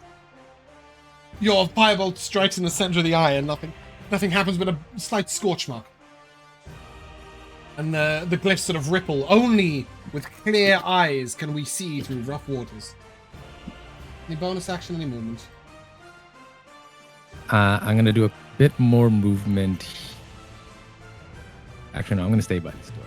Okay. And bonus action, let's see if I can do anything. No, I cannot. So that'll be it for now. Alderbrust.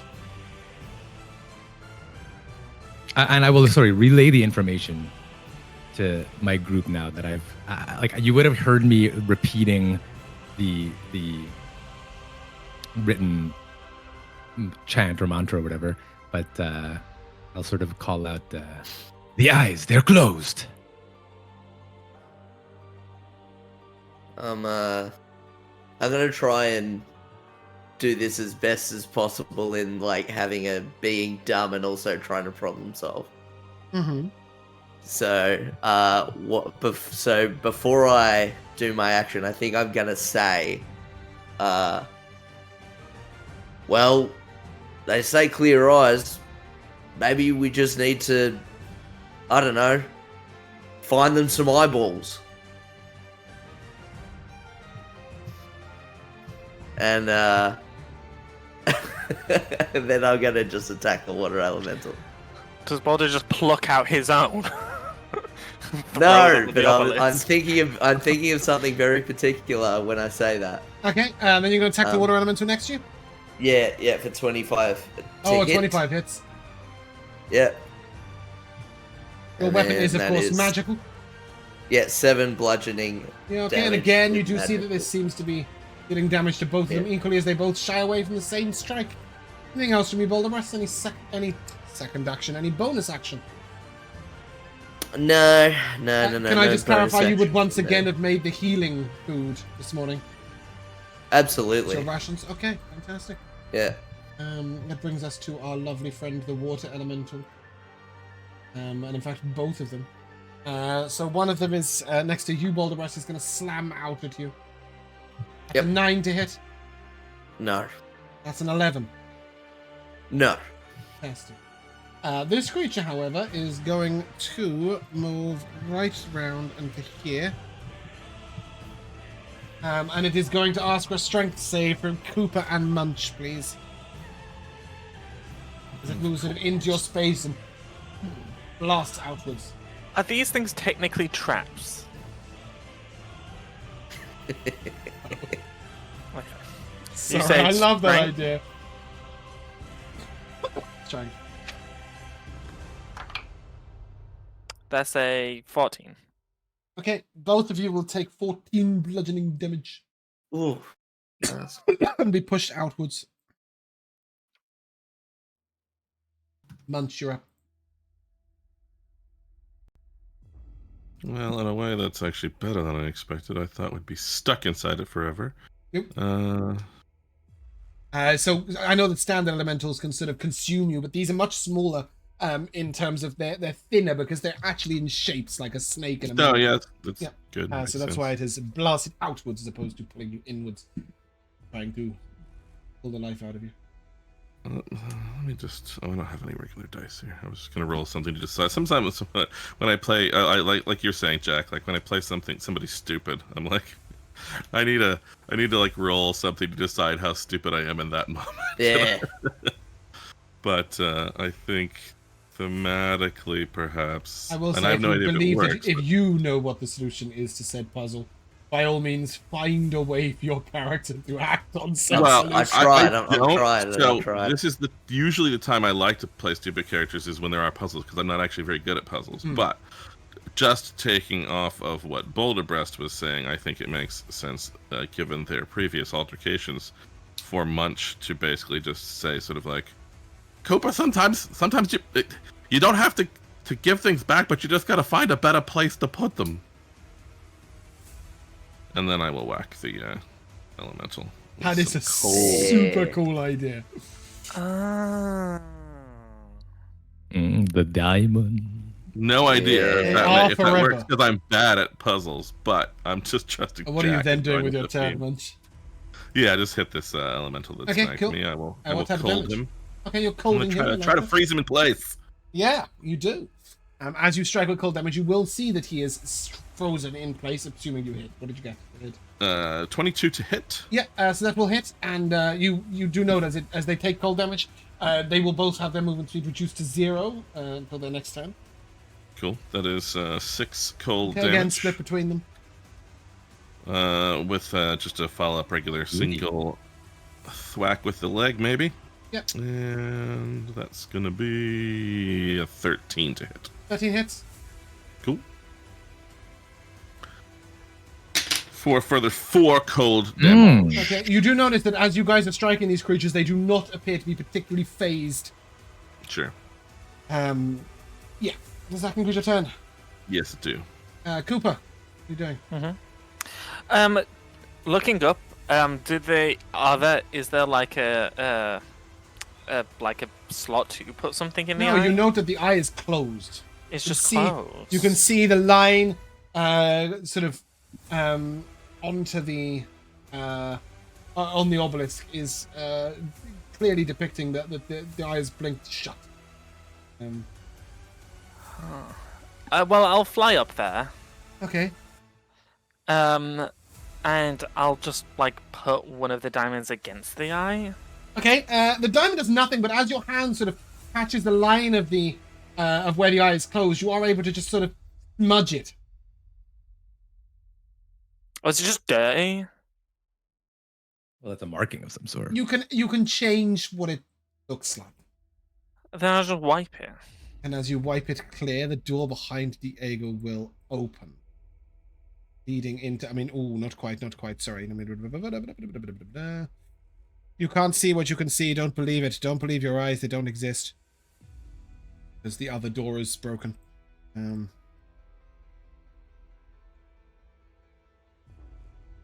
Yeah.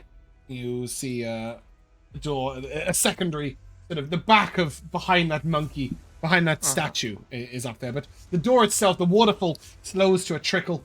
And the stone slab rises up. And the water guardians will immediately turn back into water. At this point, you know that you could cleanse any of them with water. So it is the wetness on your feathers that has allowed you to remove this. So it's kind of right.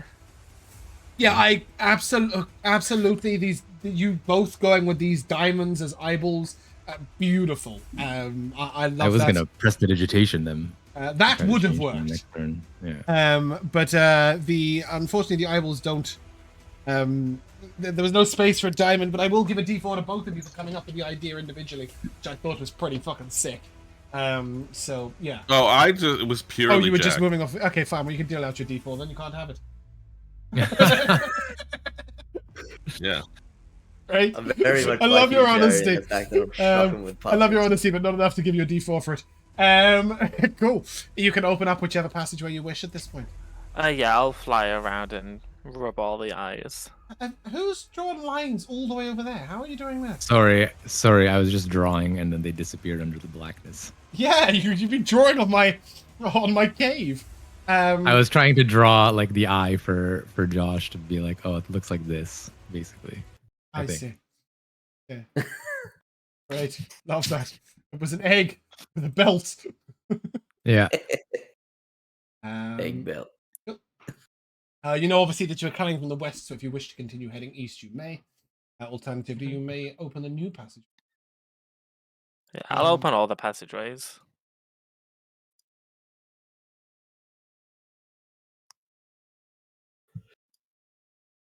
That's my...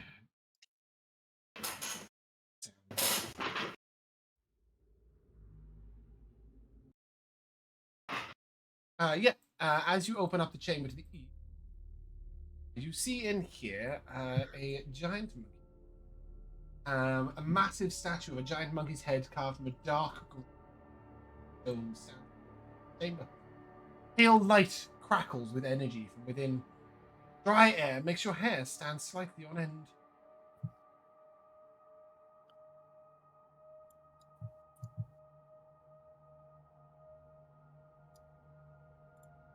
Oh, bloody hate it when my fur gets wet.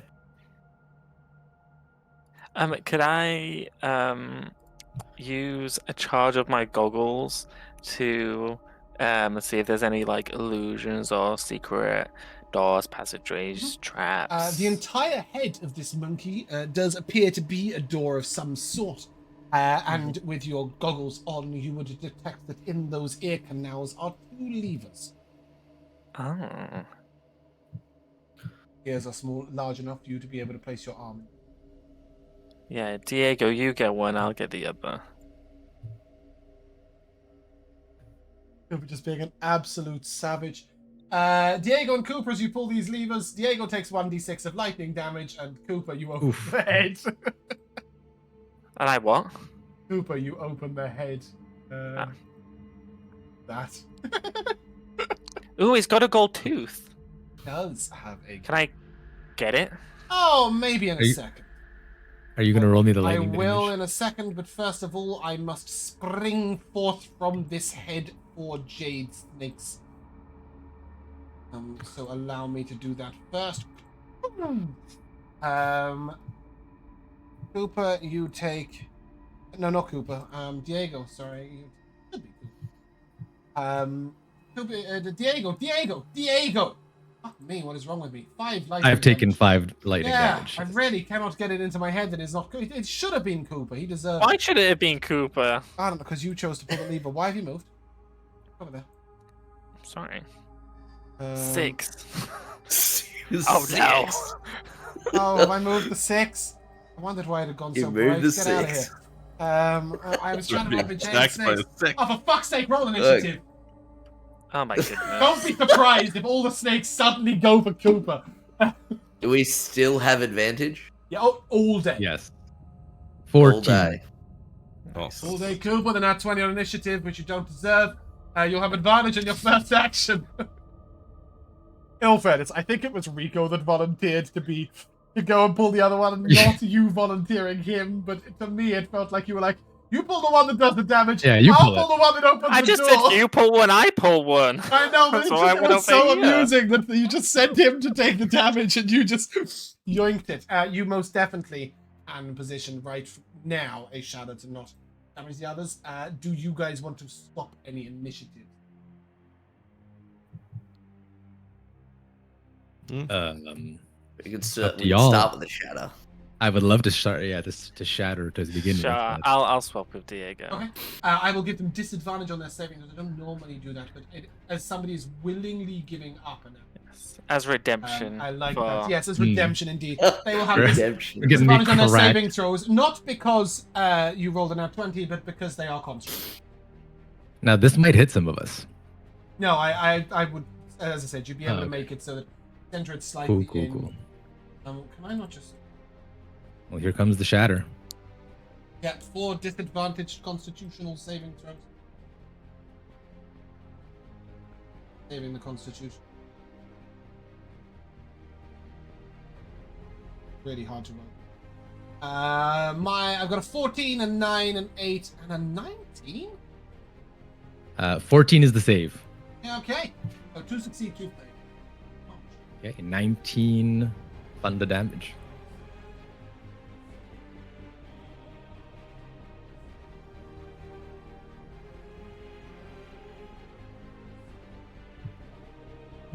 As a thunderous crack rings out. Okay. As you shatter on down, you see these creatures, all obviously constructs, sort of shudder into this thunder damage. They do crackle with lightning, but take thunder damage in full. Mhm.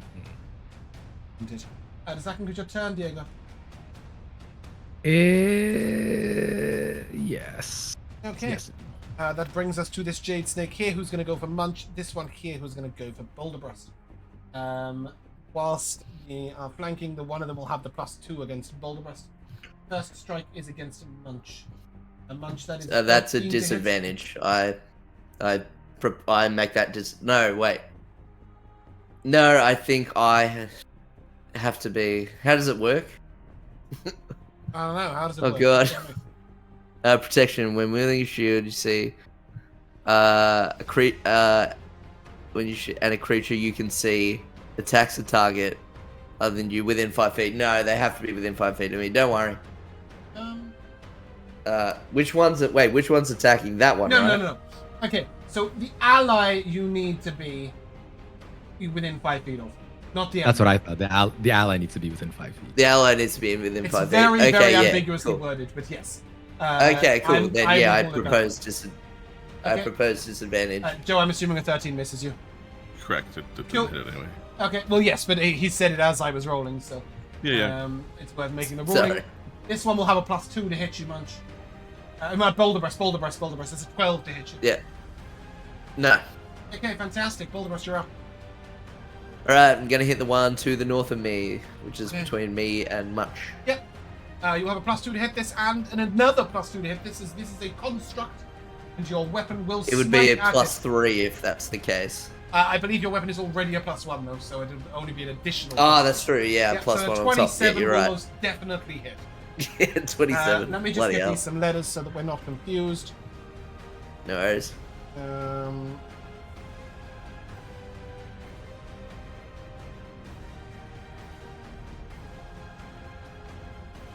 So you're hitting the D. I'm hitting the D. You are The indeed. 12B. I believe it's 14. You get an extra 2 from your weapon. Ah, yeah, that's true. That's true. We have 4 different letters. Hmm. Okay, fantastic. Okay, creatures severely 14 wounded. bludgeoning damage. Beautiful. Taking the full damage from Shadow. Yeah. Anything else from you? Lovely. Nah, that'll be it. Munch. Well, I should try to finish that one off first. Still shaking the wetness off of the staff, sort of twirls it, and that wetness becomes caustic as he attempts to do acid damage. Yeah. So Plus 2 to the hit. Bone Breast is next. yeah, like 20, Hey. 25 to hit. Oh, that'll do it. And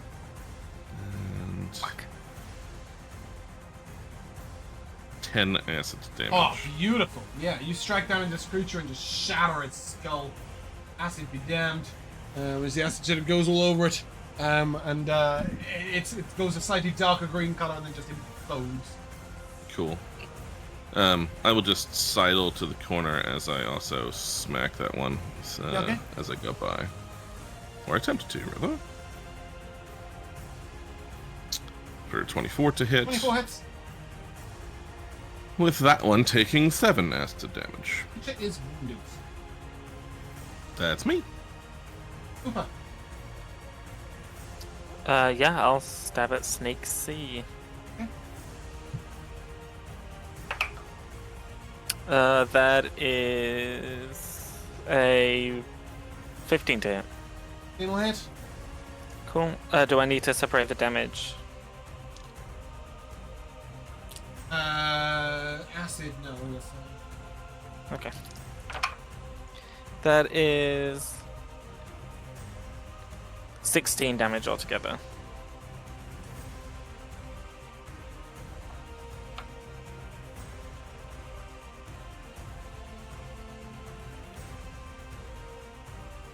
No other creatures within 5 feet of you. Not within 5 feet of you. Yeah, okay. Swashbuckler is giving you a sneak attack, yeah? Yep. Cool. I was just clarifying the ruling on that. 16. That's fantastic. That one is wounded. Yep. And then bonus action hide. Okay. You're gonna. Are you trying to sort of like climb up onto the ear and hide behind it? Yeah, try and climb in the ear. I if will it's take big an enough. immediate stealth check from you. Yes. Yep. Still. That is 15. Nice. Does that conclude your turn? It does. Yeah, okay. This one is going to sort of maneuver itself to the side, boulder breast, and then it snaps at you. It tries to bite your arm to disarm you. Alright. Okay, but a 10 will not hit. No. And this one is going to come up alongside it, moving out of Cooper's range. Cooper, do you want to take an opportunity attack? Yeah, sure. Okay, that'll be with advantage, and you will have your sneak attack. Yep. It doesn't see you, but you see it. That's a 20 to hit. Oh, that'll do it. Give me some damage. That is not great. That is 11 damage altogether. Quite, it's severely wounded, but it will still get an attack off at our good friend Boldo. Boldo, this one's just going to try and bite you. Yep. That's an 11 to hit. Nah. 13 to hit, sorry. But it's flanking. Nah. Cool. Diego! Diego will just target Jade Snake B with a firebolt. Great. Pew. You're straight. The 17. Oh, 17 hits. For 4 fire damage. It takes the full damage from the fire, but it hasn't been hit all that much and is only wounded. And it is that snake's turn. The second conclude yours, Diego. Yes. It is going to try and take that staff off of you, Munch. It sort of wraps itself slightly around the staff and then bites at your wrist. The 23 to hit. Ooh. Yeah. That'll be 8 piercing damage. I need you to make a Constitution saving throw to avoid dropping your staff. Okay, 8. And it's not because it's poisonous or anything, is it? No. Just trying to disarm you by biting your wrist. 20. You're having none of that. That staff's yours. Back off, idiot snake. Hold the rest, you're up. I'm going to attack the one that is in pain. Yep.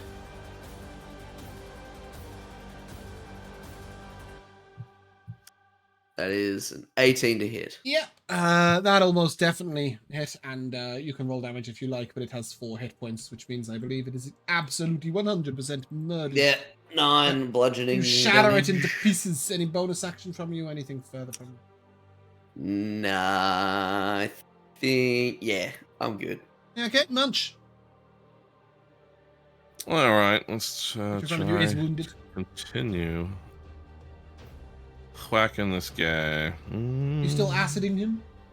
Yeah, natural 20. Oh, that'll do yeah. it. Beautiful. How Yeah, dare you touch my staff?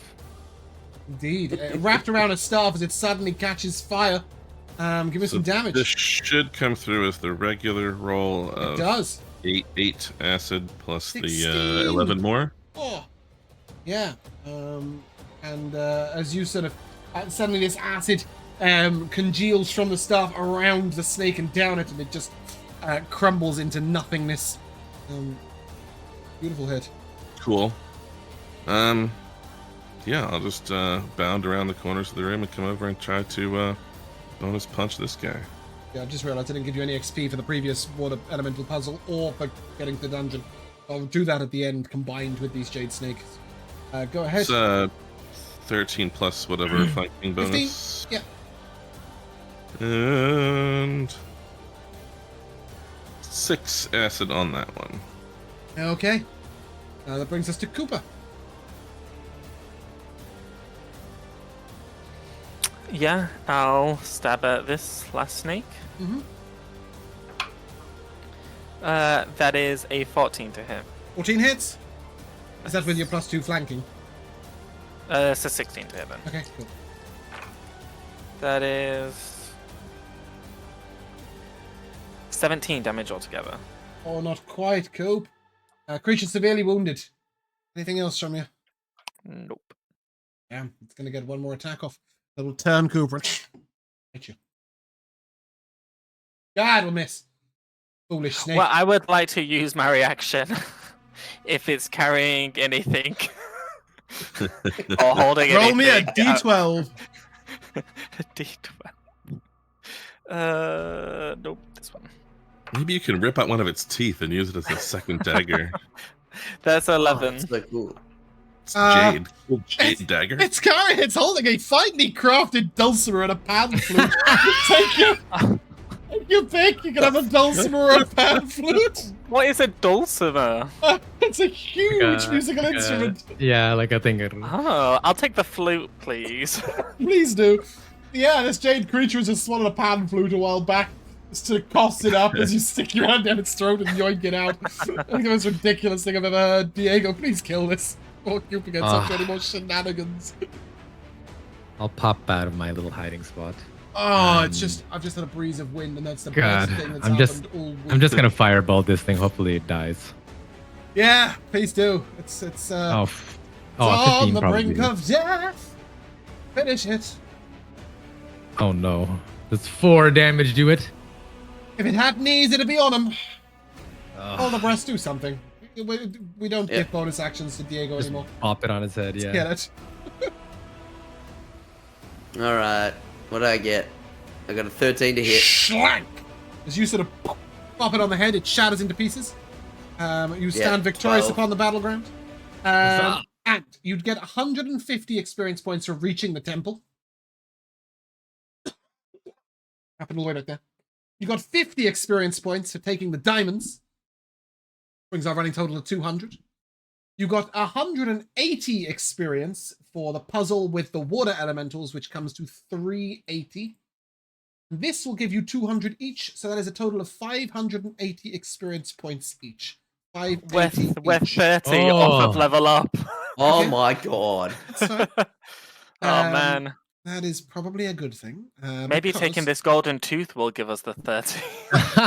Let's return to our consideration of this room. I know that we're probably due a break about half an hour ago, but I'm not doing very well at 3-hour sessions recently. Every session to me seems like it should be 4 hours recently. I'm running late on all these things. Bear with me a second. The giant monkey's head. There it is. Yeah. As you reach in, you can indeed take that single gold tooth if you wish. Go ahead and give me a sleight of hand check. Yeah. Let's see, what is that? Okay. As you reach in, you realize that you 15. could climb completely into here, and at the back lined up are 6 jade monkey figurines worth 15 gold pieces each. With a 15, you can also extract the gold tooth. I don't know if it's worth giving you the gold amounts, but we may one day return to this. Okay. So it's gold tooth, 250 gold pieces, 6 jade monkey figurines, 15 gold pieces each, and most importantly, a large jade E. Oh. Okay. Gold 2. Standing inside here, you realize that if you were to close the mouth of the monkey, you would still be completely within the chamber. The head does not shut this part of the chamber that you are in, Cooper. Mm-hmm. I just dumped that in Monkey. in the group loot notes just Okay. to save it, and we can worry about it another time. Is the waterfall still come down across the doorway? No, Or did so that- when okay. the eye was made clear, the waterfall slowed to a trickle, and the others cascaded slightly quicker. Nevertheless, then I'm just sort of stepping out and splashing water from the room to wash all the blood off of my body. Just do you, if we didn't ever make it back, do you think this was worth doing? Yeah. What do you mean not make it back? We're gonna make it back. It's what we do. Well, I hope so. Diego, knowing full well what much he's talking about, will sort of say, in any case, it's quite the adventure, no? Yes, it is. Diego. I just can't decide whether will be more upset if I don't get back or if I don't get to see another place out here. You and me both. Diego, as Cooper is exploring in here, you are aware that there is a strange energy pulsing through the monkey's head. It looks slightly charged, perhaps enchanted. Mm-hmm. Well, it shocked me the last time I... That was the lever. The head Oh, itself. okay. Can I perhaps lay my hand on the jade itself? You get the impression that perhaps somebody in the room may either gain may either be shocked by lightning or charged with it, or perhaps even blessed with it. You're not really sure.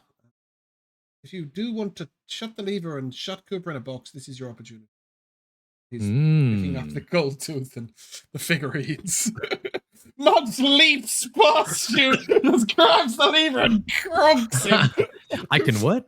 I risk my remaining hit points on Okay, touching that the lever lever. does not shock you. And Cooper, as you are in here, suddenly the jade mouth shuts. And you feel charging energy run through you. You are resistant to lightning damage. Hey. And deal 1d6 lightning damage with any melee attacks you make for the next hour. Holy shit. Having discovered this and realizing that you're not shocked by that lever, you guys can all do that. Wow. You can all walk in and most importantly, thank you for pulling a lever on, Cooper. Sorry to put you back in there, Josh, but it does give you 50 XP. And for that reason, we'll take a short break while our players level up. Okay, you have exited the monkey's head. Level 4. Because, as you know, we do not take long rests to level up in our campaign. We just do it. Right there and then. There seem to be no other exits or entrances from this room. You may leave. You may leave. I got it. Good. And we're now all resistant to lightning. Resistant to lightning, and most importantly, perhaps, deal an extra 1d6 lightning damage on all melee attacks you make. Well, that doesn't do shit for me, but I mean, it might do if you bite someone. that is true. Okay, Coop, you're making the eye be the eye. Mm-hmm. Go before you opens up. Don't move. Oh.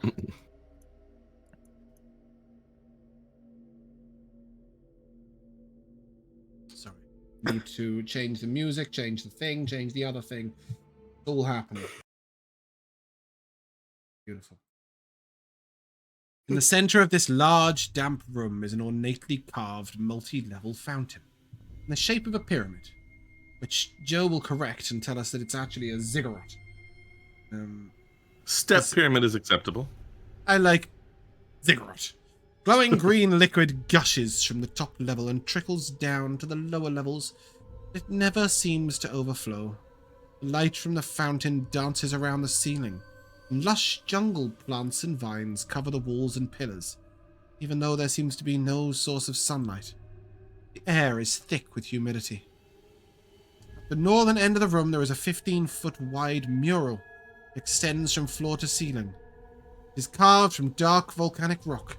It is covered in script and pictograms depicting Yuan-Ti figures making offerings to a large monkey with a snake on its head.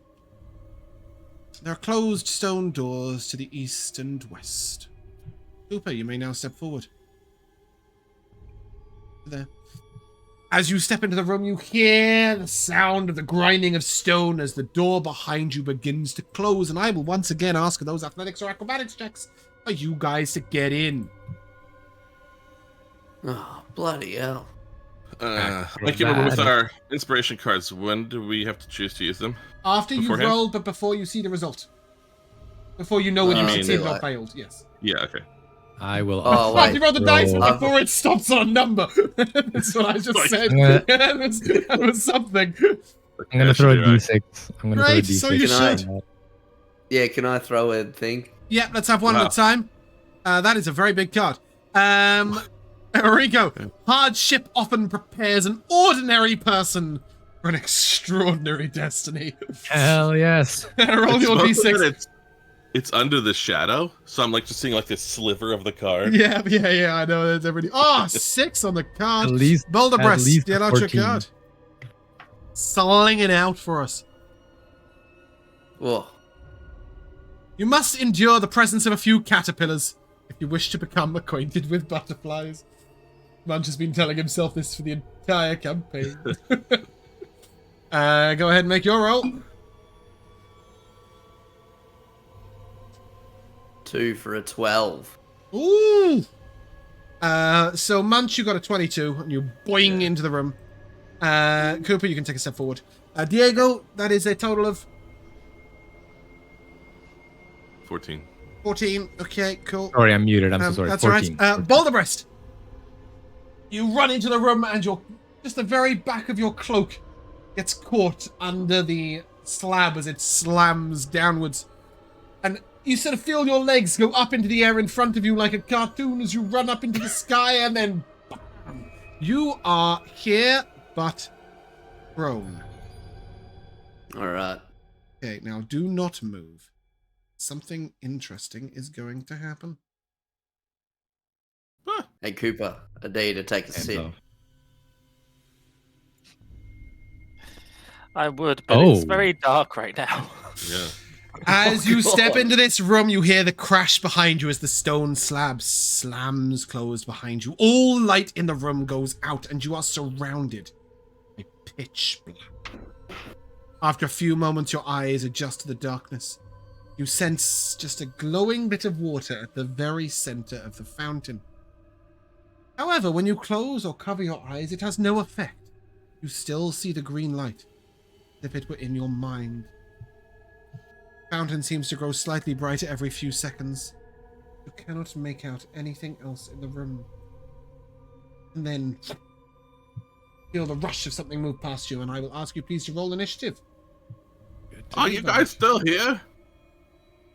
I'm It's alright, here. guys. I'll sniff our way out.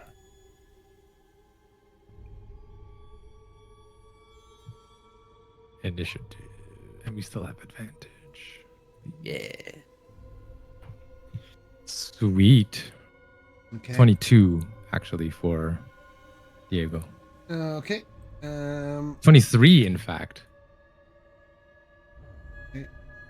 And as we start with Diego. Oh, that's a 230. A bit more than a 23. I think we start with Cooper, no? Yeah, did you not see it was a 230 in the initiative track instead of 23? Cooper, you sense sort of something whiz by, but you're not sure what.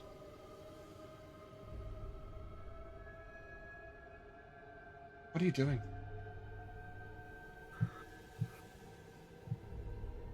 Was there response, by the way? Are we all still in the room together? Yes, you do hear each other calling out and worrying. You hear the thick, wet sound of Boulderbreast's wet fur ass smack into the ground. He makes a slightly strangled noise. His cloak pulls him backwards. Cooper, what are you doing? I think I would make my way to the fountain. Okay. You waddle on forwards until you sort of bump into the edge of the fountain. Then what? And then I will... I will, like, put my hand feathers in the water, scoop some of the water up, and... I don't know, rub it over my eyes. Yeah, you sort of put your hands in the water and it grows. You see almost like your hands growing, glowing green. And you rub it over your eyes, down your face. You are now wet and still blind. Anything else from you? But I can now see my hands, because they're... Sure, yeah, I'll give you that. You can see your own hands. Okay, perfect. But when you Then close your eyes, you can still see your hands. Oh, yeah, that's great. Then I will... La la la la. So I'm going to get my my horn, and I'm gonna close off one end, like the smaller end, with my hand, scoop up the water so that it fills the horn, and then I'm gonna turn around and throw the water at everyone else so we can then see each other. Okay. As you do this, you see splashes of it hit the wall. You don't see any creatures hit by it. And now, as you look around, you see little patches and dribbles of water, green in your eyes, in your mind. When you close your eyes, you still see the same green. Nobody else sees the water you've flung, nor your hands. Alright, well, that was my idea. Cool. It was a good idea. It just didn't work. Diego, what are you doing? Did you we feel the warmth of the torch that you are holding, but you cannot see its light. That is very important. Sorry, I should have mentioned. Interesting.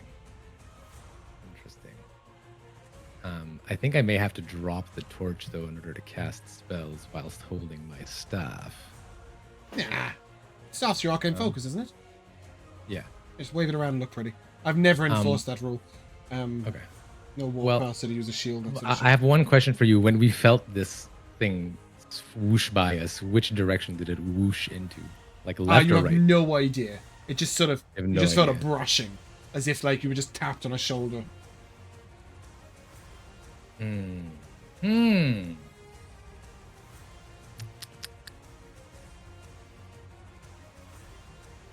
only thing Okay, you so can make out is the dim glow of the fountain. I will also move towards the fountain then. Okay. Hopefully not bumping into Cooper on the way. Give me a D100.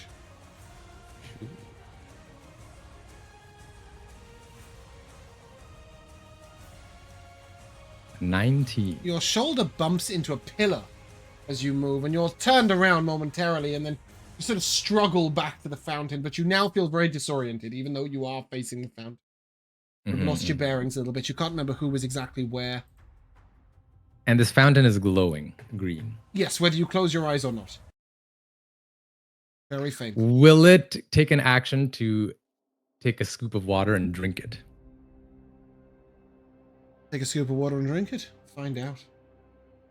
It would be will. object interaction. Yeah, sure. I'll sort of just put my head into it and lap it up a little bit, just like one. Okay. What are you doing? I'll look around to see if anything has changed at all. I should hope that it has. Have I not? Yes. You should now have vision on roll 20. Is that correct? Oh shit! I certainly Did you not notice that? do. The entire room No, lit up, and you just staring into space. I had the Discord. I had the Discord up with our cams. Ah, I like okay. looking at your guys' faces. Yes, immediately. But I wanted to make it so that you at the moment, no one else knows that, right? Correct. And now that I've seen this, and now that I know what I know, I'm going to yell out, "Drink the water! It will help you see." And I will. Can I move anymore? Yeah. You've used 5 foot of movement speed. Bumped into a pillar, nice. which I think you might Oh, now the one be right in stuck front of in. me. Yeah. I see. Yeah. So I'll just move over here, Okay. and I guess that's it. Still got Oh, an action. I still have the action. Yeah. It's In an that object case- interaction. Is drinking the water. And I see this thing, and what does it look like to me? This looks It looks like this. creepy, like um, a ghoul of sorts. Yeah, it's like a shadowy Oh. being. An old tribal warrior made of shadow, if you will. Everybody else just Well. imagine it. You might see it In that case, if you drink some water. I will point a finger, or I will actually, with my staff, I'll sort of present it forward, and out of its mouth will come the bolts of magical force as Okay. he casts a level 1 magic missile. Mhm. So here's a 1. And a 2. And a 3. Bah. Oh, no, not 59. 9. Just 9. Yeah, you see these really strike into the creature. Bits of its form are sundered, holes through them as the light breaks into them. Anything else from you, Diego? Maybe a little more movement and get behind this pillar. Okay, Munch. Yeah, I mean, he'll eat and drink things, especially if told to do so. So what can I drink? Where is it? Is it the water in the whole thing? Do I have to move somewhere to drink the water? No, Or do you I- can see it slightly to your right. You were already next to the fountain. Sort of leaning Sure. forwards. How are you? Are you just scooping it into your mouth with your hands? Yeah, I mean, I think. Yeah, I mean, otherwise we're being too animalistic about it, right? I'm not gonna dunk in and drink like an actual squirrel. I do that in real life. That's what I did. I love a good water fountain. I do that but as I mean, me. just Let a alone as an basin, I animal. don't just stick my face into a basin. That's just a me thing then. Okay, very good. A baby. I wouldn't be. To be fair, I wouldn't do that to drink it. I might do that to feel it's hot. Sure. Yeah, and your vision returns, and you see this creature in front of you. And I will do for you as I did for Rico and make it larger so you can have a proper look at it before you blast it to shit. I see, or at least try to. Yeah. With what would you thwack a shadow? Well, I mean, I don't have any great way to choose, and we have really, in real time, only recently been infused with lightning power, so I True will that.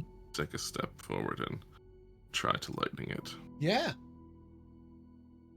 Double lightning. Natural 1. Oh, Wonderful. Yeah, you strike for it, and it's just you realize that it's got this sort of shadowy aura about it, and your staff passes slightly through it. Yeah, pushing through. Yep. But I think it's just going to be a single punch. Creature is here. wounded already. Okay. 12. 12 hits. Okay. Yeah, I guess I'm sticking with the lightning here. That'll You do get an be extra d6 of lightning on top of that. Oh, yeah, right. So 7 plus 2 more. 9 lightning. Okay. Hey. You do note the creature does seem to resist this lightning and absorbs it ever so slightly. But it is severely wounded, on the brink of death, one might say. That's all I can do. Okay. Boulder Breast. I will probably actually, is it actually that large or is it not? Is it No, only it's one square size smaller. All right, well, then I'll only move one. I don't want to get an Yeah, attack okay. opportunity, but I want to move out of the way. Yeah, in fact, I'll probably just do this so that we can just have a proper look at it. Boulder Breast, as you are lying prone on the ground, your cloak stuck just under that stone. What are you doing? All right. Well, I think it's probably too much for me to like slip out of the cloak. So I think I'm just gonna like get up and just like force my weight and ripping the cloak. Yeah, a little bit of the back of your cloak Towards tears the- away as you Yeah. stumble on forwards. Yeah, and I'll just try and go towards the light. Yeah, you can reach the fountain, but just remember you Yeah. will have used half your movement speed to get up. I get that. Plus 5 So to get to the fountain. yeah, I'm gonna dunk my head. I've got my mace and my shield in my hand, so I dunk my head in and take a big gulp, and I say, "Holy shit! What is that thing?" Anyway, so that's 15, 20. Yeah, indeed. 20 feet so far. 25. Oh, 30. life is beautiful. So perfect. All right. Well, I'm gonna try and smack it. Yeah, okay. Got a 22 to hit. 22 hits. That's 11 magical bludgeoning damage. As your club passes straight through the creature. Give me your lightning damage as your mace, passes Alright. straight through it. Yeah, no worries. I'll just roll a d6 for that. You need to get a 2. Great. 4. 4 is fantastic. Your weapon passes straight through it, but the crackle of lightning still charged upon your body catches the creature on its way through and sunders its life. It takes no physical damage at all, creature. So it's a good job you stopped by that little place. Cooper, you will be able to drink the water, and you can all now see this shadowy creature as it lets out this long, mournful moan. Dissipates to nothing. This may be the most trivial amount of XP I will ever give out in a campaign, as you may each take 10. Hey. Yeah, it is a 50 XP fight. I've rounded down because I'm not giving you all 12.5.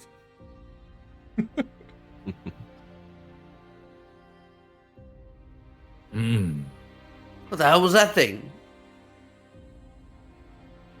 One other thing worth noting, once you defeat this creature, the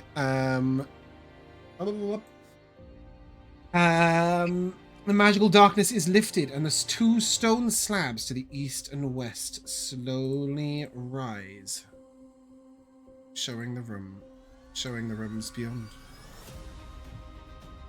As you look over to the mural to your north, you see that it is sort of beautifully carved, a large, wonderful mural. There are no languages or anything in these particular ones, but you do eye 2 keyholes. The first of which looks like it's made of that large jade key you found. The other for a key you do not yet have.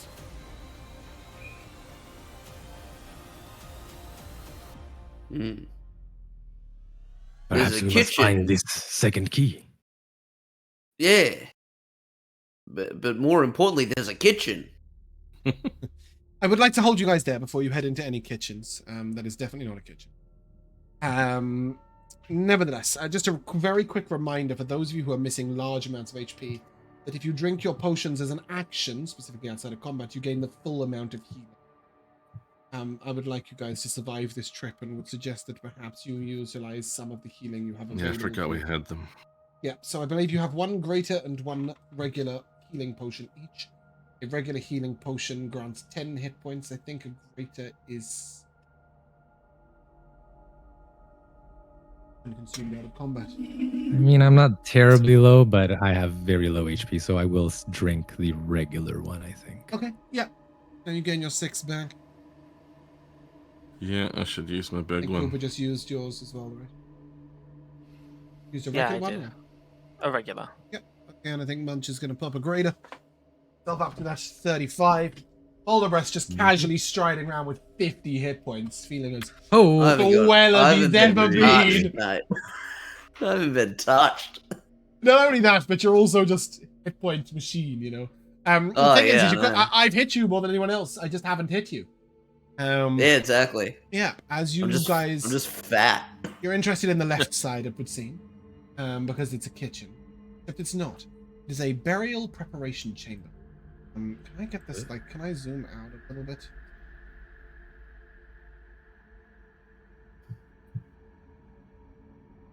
Can't move my window. Sorry, I'm really struggling. There we go. Fantastic. I wanted to display this on stream. This room appears to have been a ceremonial preparation room for embalming the dead. Dozens of jars and animal statues line the walls, and there is a dark stone altar in the center of the room, covered with knives, tools, and embalming supplies. 2 torches attached to pillars light the space. They light the space? Is that happening? Fucking not. Yeah. We make it happen. No, you just have your own lights. I think they were lighting. What kind of food do you think they make here? Dead Is this where they bring people. all the food?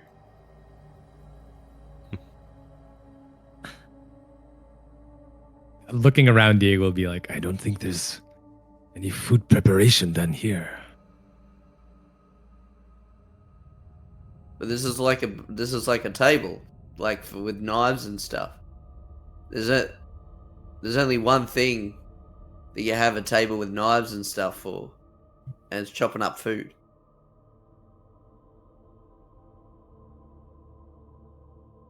As you inspect this large table, you will see shelves lower down on the table.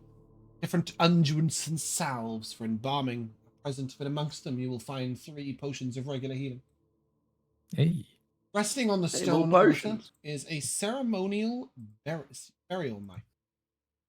This, a jade skull in its golden handle, leads to an obsidian blade. Ancient blade has a jade monkey pummel. A +1 dagger that undead are vulnerable to. Hey, Coop. Perhaps, Coop, you might want to keep that in your other hand. Yeah, I'll take So that. you can pick and choose. Or stab twice. Or stab twice. That is an option. I forget the rogues can do. True. As you look anybody- to Not a your rogue thing. north. As you look to your north, you see a long wooden rope bridge. A long bridge made of wood and rope. Across an expanse in front of you. I can't find the dagger. No, I don't have it on Roll20. Oh, On D&D okay. Beyond. I can put it on D&D Beyond for next time. But all Cool. you really need to do is add a +1 dagger, Josh, and just acknowledge that undead are vulnerable to it. Okay.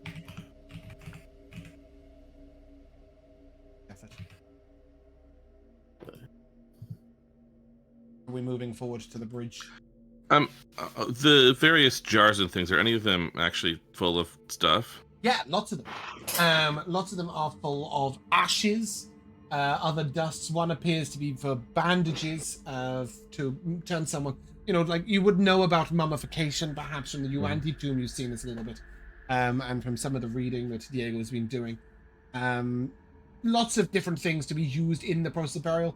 Nothing of any actual use to you. Sure. But a thick layer of dust across the ground does inform me that nobody has been this way in a long. As you approach this, as you guys can move up to just 1 square forward from Boulderbreast. But you, yeah, great. That Thank you. because something relevant is in this room. The rocky walls open up into a massive cave. Ahead of you is a rope bridge that extends about 35 feet across a chasm that falls away to darkness. There are 2 wooden pylons dug into the ground on each side. There are no ropes or handrails along it. Deep into the chasm, you hear running water below. The other side of the bridge is a dirt landing and a stone door that appears to lead to the north.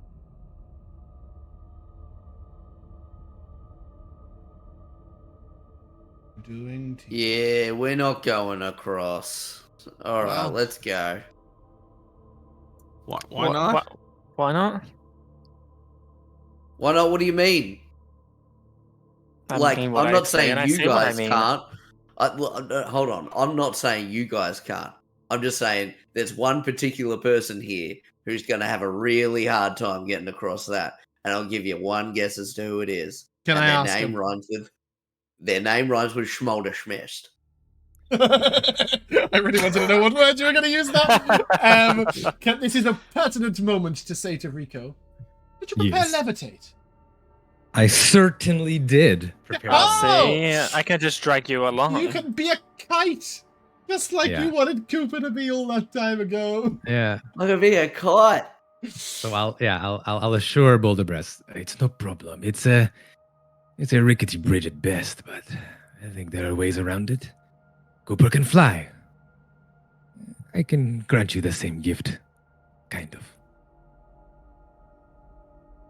You can give me wings.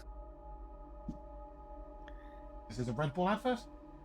And I will, I am going to sort of refer to the book, and I'll look at Boulder, and I'll say, "Just let this happen." And I will cast levitate Okay. on my friend A Boulder little Breast. creepy. I'd like it being very creepy, actually, if I'm I honest. liked it too. Yeah. You put your finger up to my lips. As you rise 5 feet into the air, Cooper, can you possibly restrain yourself from gliding across? I can. Begrudgingly. Do you, or do you just head across? How long does levitate last? Have you casted it already? 10 minutes. 10 minutes. Can I go over just to check it out first to make sure there's no enemies or traps? At the speed that Cooper flies, do you think you can get across, back, and across again in 10 minutes? If I dash, maybe. Yes. I can. Cooper, as you move over here, you do see signs of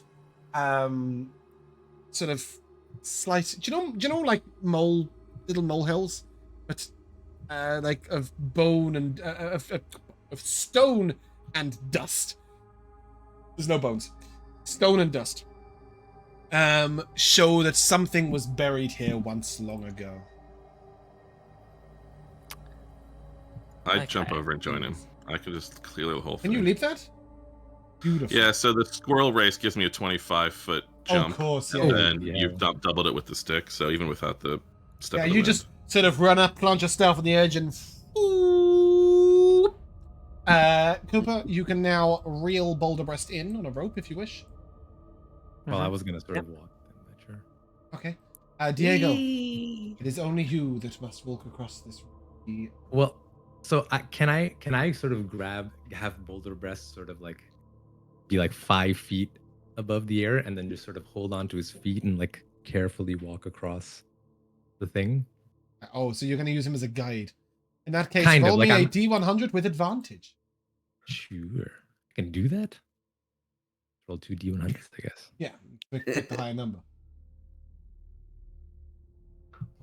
64.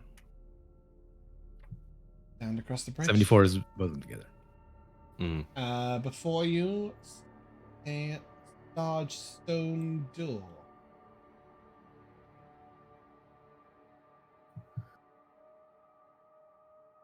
Really, really complicated. Here we go. And you do see that it sort of looks like it's a sliding door that can be pulled away slowly. But it looks very heavy. I'll look up at Boulder Breast. Did you want to come down? Not really. This is kind of amazing. I think we may need you here, and I'll end it sort of like abruptly. Ah, shit. It's full on me ass.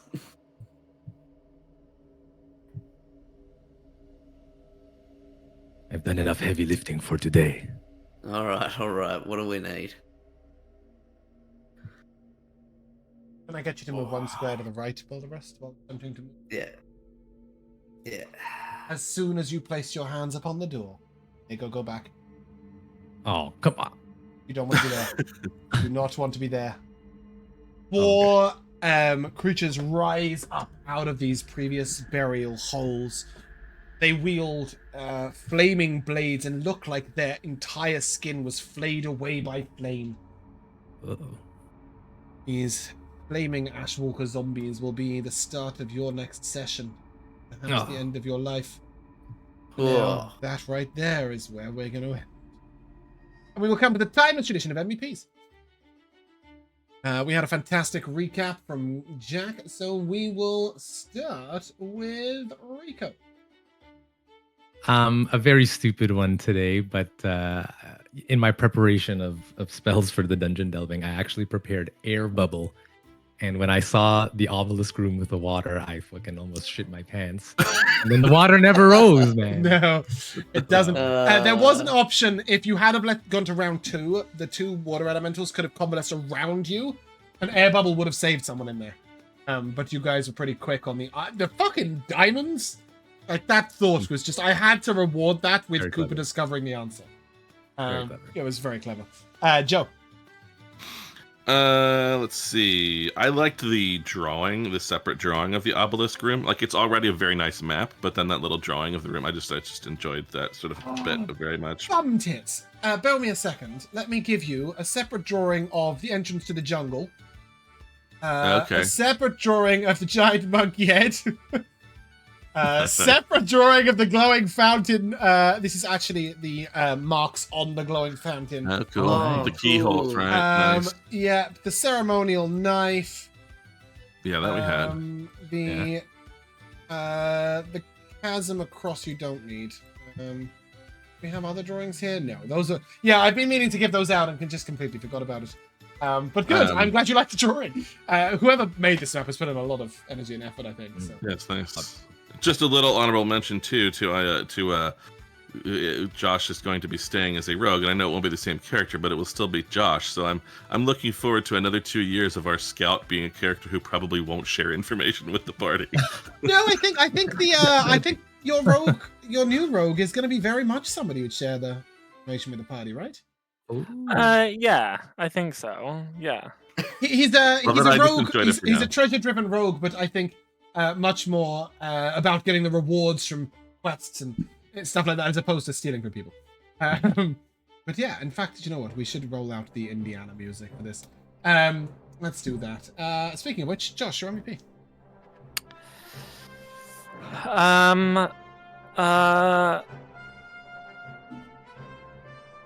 I really like the room with the glowing fountain. It was really cool. Yeah, I just wish there were more enemies. Because by the time it would have been my turn to drink the water, the combat was over. Oh, man. The thing is, though, is that if you guys hadn't solved the problem so quickly, because lots of players wouldn't drink the water. Sure. And if they didn't, then being beaten up in the darkness, that shadow drains strength. So that fight would have been fucking brutal if you had been in 2 rounds. 2d4 of strength, by the way. Yeah. So we could have had a -8 on strength to Munch, which would have left him sat there waiting for a long rest. Kill me Sure. pretty quickly. But yeah, Exactly. I thought it was a cool visual. Yeah, good. I'm glad. Yeah, I really enjoyed that when I was reading through it. Jack, your MVP. It was 2 things that Josh did.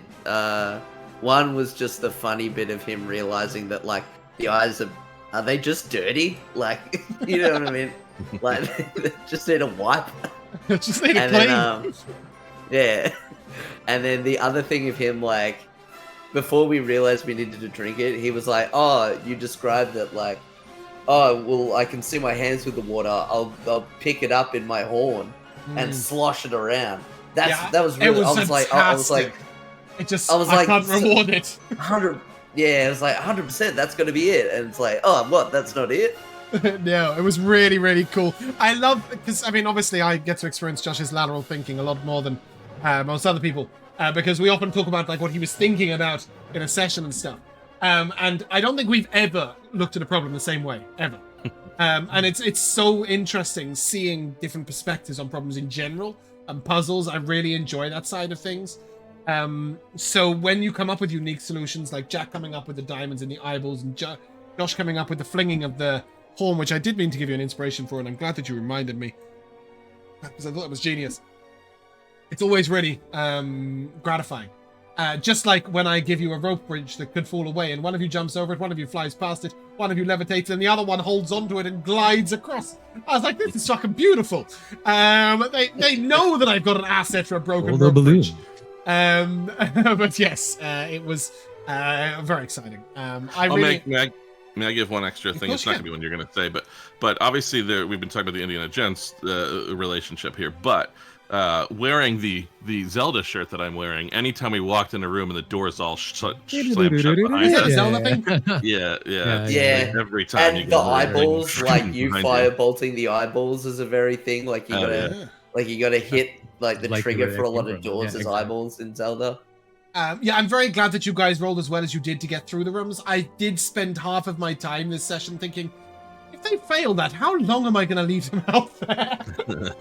But I really wanted somebody to get the 8 to 12 mark and be boulder breast and be snagged on a cloak, because I just love the cartoon image of running up into the air and then smacking down on your backside. I really enjoyed all of your approaches to everything, but my favorite moment has to be, we'll pull one each, and Cooper goes to the one that opens the monkey's head, and Diego goes to the one that deals 6 lightning damage to its face. Yeah, not that lever. I was forced to watch Emperor's New Groove on Wednesday for the first time ever. And I actually enjoyed it. I did, which is amazing because I don't like animation. I don't like comedy. But the combination of them both, the silliness of it, and I definitely had that sort of not that lever, why is that lever even there moment when you guys did that. So I really enjoyed that. But my favorite moment actually harkens way back to that 6d6 of poison damage that would have absolutely flattened the shit out of Cooper. But Boulder sort of vice-like freeing him and then shoving a granola bar in his mouth and like, stop getting caught by vines, idiot. Was really a beautiful bit of imagery. But that is where we're going to end. So if you guys would like to say goodbye. Goodbye. We shall see you soon. There is something quite fun about